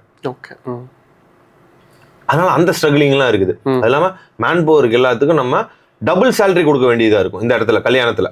இப்ப நார்மலா ஒரு 1500 ரூபாய் வாங்குறாங்கன்னு வச்சுக்கோ, நீங்க கல்யாணத்துக்கு ஒருத்தரை கூப்பிடுறீங்க அப்படின்னா அந்த செஃப் வந்து அந்த மாஸ்டர் வந்து 3500 ரூபாய் வாங்குவாரு, 4000 ரூபாய் கூட வாங்குவாரு. ஐ மீன் எக்ஸ்பர்ட்லாம் இதுல இருக்கிறாங்க.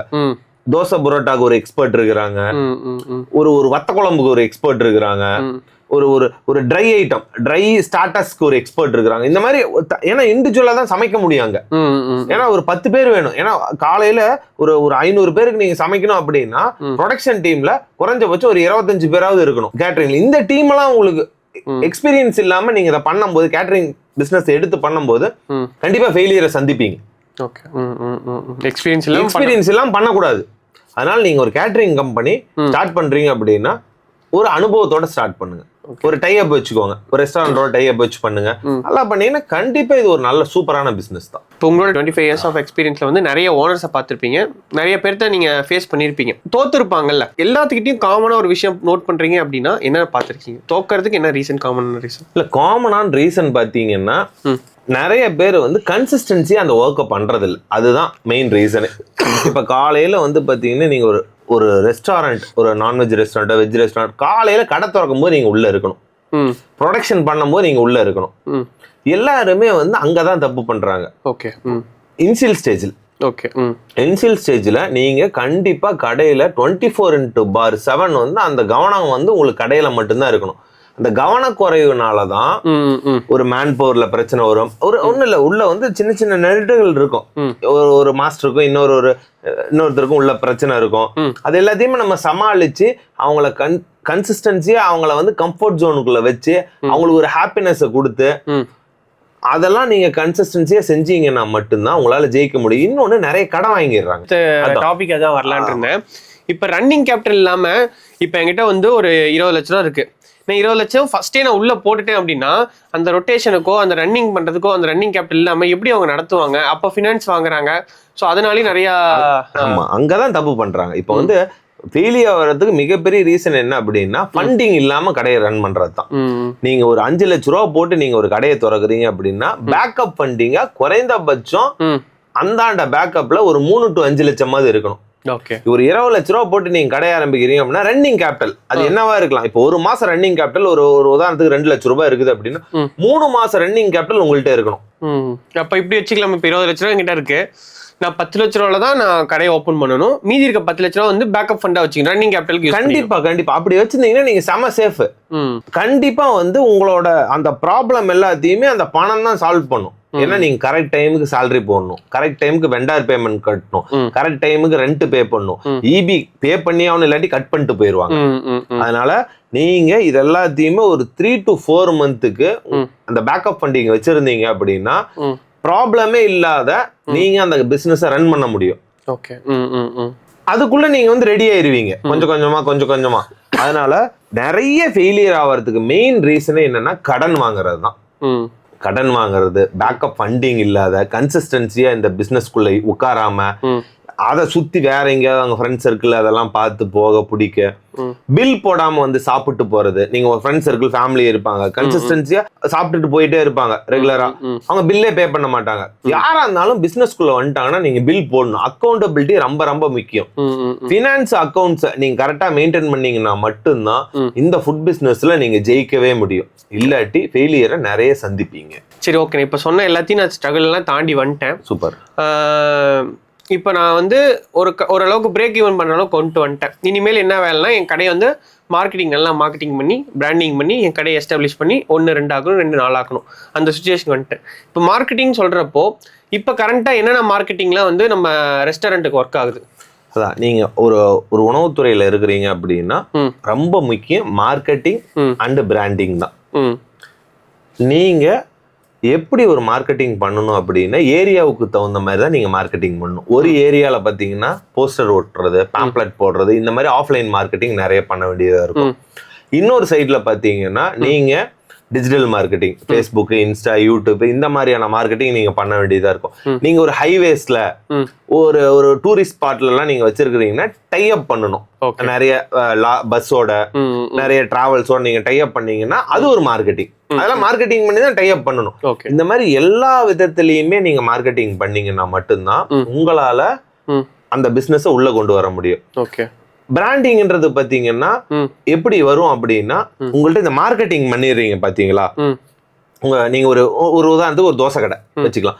தோசை அந்த கடையில வெரைட்டி ஆஃப் தோசை நீங்க மார்க்கெட்டிங் பண்ணிடுறீங்க, வந்துடுறாங்க மக்கள். அந்த தோசை செம்ம சூப்பரா இருந்துச்சு அப்படின்னா அது பிராண்டா மாறும்.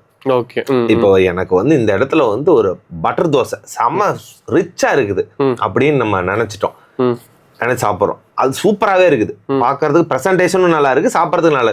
நான் ஒரு 4 பேர்கிட்ட சொல்லுவேன். அப்பதான் அது பிராண்டிங்கா மாறுது, பிராண்டா மாறுது. அப்பதான் அந்த நேம். ஒரு உதாரணத்துக்கு எல்லா விதமான பிராண்டுமே எடுத்துக்கிங்க அப்படின்னா, ஒரு ஸ்வீட் பிராண்ட் ஆகட்டும், ஒரு காஃபி பிராண்ட் ஆகட்டும், ஒரு டீ பிராண்ட், எனி பிராண்டு, அந்த ப்ராடக்ட் தான் அதுக்கப்புறம் தான் அது பிராண்டா மாத்துது. ஓகே. இல்லை, இப்போ எனக்கு நிறைய என்ன கொஸ்டின் என்னன்னா, இப்போ பிராண்டிங்ன்றது உருவாக்கக்கூடியதா இல்லை மக்கள்கிட்டயே ஆட்டோமேட்டிக்காக உருவாகிறதா? அதான் ஆட்டோமேட்டிக்கா உருவாகிறது தான், உருவாக்குறது இல்லை. ஓகே. பிராண்ட்ல நாங்களே இப்போ நம்ம ஏஜென்சி வச்சிருக்கோம், நம்மளே நிறைய பண்ணிட்டு இருக்கோம்ல. இப்போ நிறைய பிசினஸ் என்னன்னா, நம்ம கிட்ட வந்து மாசான ஒரு அமௌண்ட்டை கொடுத்துட்டு நம்ம இன்ஸ்டாகிராம்ல வீடியோ போறதுனால மட்டும் ஒரு பிராண்ட் கிரியேட் ஆயிரும் அப்படின்னு நினைச்சிட்டு இருக்காங்க. ஸோ அதனால தான் நான் கேட்கறேன் நான். இல்லை கண்டிப்பா. இப்போ நீங்க நிறைய பிராண்டோட இப்போ உங்கள்ட்ட JHP ஆட்டோமேஷன் சொல்லி கம்ப்ளீட்டா வந்து ஒரு டிஜிட்டல் கம்பெனி நீங்க வச்சிருக்கீங்க. நிறைய பிராண்டோட நீங்க கொலாப் பண்ணி ஒர்க் பண்ணிட்டு இருக்கிறீங்க. இப்ப நானுமே உங்க பிராண்டோட கொலாப் பண்ணி தான் ஒர்க் பண்ணிட்டு இருக்கிறேன். ரொம்ப நல்லா பண்ணிட்டு இருக்கீங்க. இதுல என்னன்னா, நீங்க மார்க்கெட்டிங்ன்றது இப்ப Facebookலயோ, இன்ஸ்டாலயோ, யூடியூப்லயோ நீங்க என்னை வீடியோ எடுத்து போடுறதுனால மட்டும் நான் பிராண்ட் ஆக போறது. நீங்க எடுத்து போட்ட வாட்டி நான் அந்த சர்வீஸை கொடுக்கணும். கன்சிஸ்டன்சியான நான் அந்த சர்வீஸை கொடுத்தா மட்டும்தான் நான் பிராண்ட் ஆகிறேன் அந்த இடத்துல. அப்ப என்னோட சர்வீஸ் ரொம்ப முக்கியம். நீங்க மார்க்கெட் பண்ணிட்டீங்க, நான் பிராண்ட் ஆகணும்னா நான் என்ன பண்ணணும்னா சர்வீஸ் கரெக்டா கொடுக்கணும். கன்சிஸ்டன்சியா நான் போன் எடுக்கணும், அவங்களுக்கு மெசேஜ் ரிப்ளை பண்ணணும், அவங்கள்ட்ட கரெக்டா ஃபாலோ அப்ஸ் இருக்கணும். ஒரு பிராண்டை எடுத்தேன் அப்படின்னா எண்ட் டு எண்ட் அவங்களுக்கு சர்வீஸ் கொடுக்கணும். இதெல்லாம் நான் பண்ணா மட்டும்தான் நான் பிராண்ட் ஆவேன். அப்ப அந்த பிராண்டு தான் நீங்க மார்க்கெட் பண்ணி தரீங்க. எக்ஸாக்ட்லி. இப்ப நீங்க மார்க்கெட் பண்றதுனால ஒரு ஃபுட் பிராண்ட் வந்து பிராண்டா மாறிடாது. கண்டிப்பா உங்களோட வேலை மார்க்கெட்டிங் பண்றது. அந்த மார்க்கெட்டிங் பண்ணி கஸ்டமர் உள்ள வந்துருவாங்க. அந்த உள்ள வந்த கஸ்டமரை தக்க வைக்கிறாங்க பாத்தீங்களா, தக்க வச்சுக்கிட்டா மட்டும்தான் அவங்க பிராண்டா மாறுவாங்க. அப்ப நீங்க மார்க்கெட்டிங் பண்றது மட்டும் இல்ல ஒரு பிராண்டா மாறுறதுக்கு. அவங்கள்ட்ட நீங்க எக்ஸ்பிளைன் பண்ணணும், சார் நான் மார்க்கெட் பண்றேன், எல்லா விதமான விஷயங்களையும் நான் உள்ள கொண்டு வந்து கொடுத்துறேன் உங்களுக்கு. ஒரு நான் ஆட்ஸ் ரன் பண்றேன், அதுக்கான டேட்டாஸ் எல்லாம் கொடுத்துறேன், இவ்வளவு பேர் பார்த்துருக்காங்க, வியூஸ் இவ்வளவு போயிருக்குது, இவ்வளவு ஃபாலோவர்ஸ் வராங்க, எல்லாத்தையுமே நீங்க காமிச்சிடலாம். பட் எல்லாரும் உள்ள கடைக்குள்ள வராங்க அப்படின்னா இது மூலியமா வராங்க சார், நான் இந்த ஆட் கேம்பெயின் பார்த்து வந்தேன் அப்படின்னு சொல்லுவாங்க. சொல்லிட்டு நீங்க அந்த ப்ராடக்ட் நல்லா இருந்தா மட்டும்தானே உங்கள்ட்ட நெக்ஸ்ட் வருவாங்க, பிராண்ட் டெவலப் ஆகும். அப்ப எல்லாரும் தப்பு பண்றது எங்க அப்படின்னா அந்த இடத்துலதான் தப்பு பண்றாங்க. மார்க்கெட்டிங் பண்ணிட்டு அந்த இடத்துல ப்ராடக்ட் நம்ம சர்வீஸ் கரெக்டா கொடுக்கல அப்படின்னா நீங்க பிராண்ட் ஆக மாட்டீங்க. ஓகே. பிராண்ட்ன்றது மார்க்கெட்டிங் பண்றதுனால பிராண்ட் கிரியேட் ஆகாது. மார்க்கெட்டிங் பண்றதுனால பிராண்டை உருவாக்குறதுக்கு ஒரு எக்ஸ்ட்ரா குஷன், ஒரு டூல். அது டூல். ஓகே. அதை நம்ம கொண்டு வரோம், உள்ள கொண்டு வரோம். பிராண்டிங் அப்படின்றது உருவாக்கக்கூடியது இல்ல, ஆட்டோமேட்டிக்கா அது உருவாகிறது தான் பிராண்ட். எக்ஸாக்ட்லி. ஓகே. ஸோ கண்டிப்பாக ஃபர்ஸ்ட் ஆஃப் ஆல் ரொம்ப தேங்க்ஸ்ண்ணா. நீங்கள் என்னோட ரெக்வஸ்ட் கேட்டு உங்களோட டைட் ஷெடியூலில் வந்து இவ்வளோ டைம் இது பண்ணி ஆக்சுவலாக வந்து இது பார்க்குறவங்களுக்கு நிறைய இன்சைட்ஸ் கிடைக்கும். ஒரு ஃபுட் பிஸ்னஸ் எப்படி ஸ்டார்ட் பண்ணலாம், எங்கேருந்து ஸ்டார்ட் பண்ணலாம், அண்ட் தென் வந்து ஸ்டார்ட் பண்ணலாமான்றது முதற்கொண்டு இதில் நிறைய இன்சைட்ஸ் இருக்குது. இது ரொம்ப வேல்யூபிளான பாட்காஸ்ட். இன்றைக்கி இல்லைனாலுமே ஒரு 10 வருஷம் கழிச்சு ஒருத்தங்க பார்க்குறாங்க அப்படின்னாலுமே அது ரொம்ப யூஸ்ஃபுல்லாக இருக்கும் கண்டிப்பாக. ஏன்னா ஃபுட் பிஸ்னஸ்ன்றது இன்னைக்கு எப்படி இருக்கும் அதே தான். மேபி அந்த இன்ஃப்ராஸ்ட்ரக்சர் மாறலாம், ஃபுட்டு மாறலாம், பட் ஆனால் தொழில் ஒன்று தான்.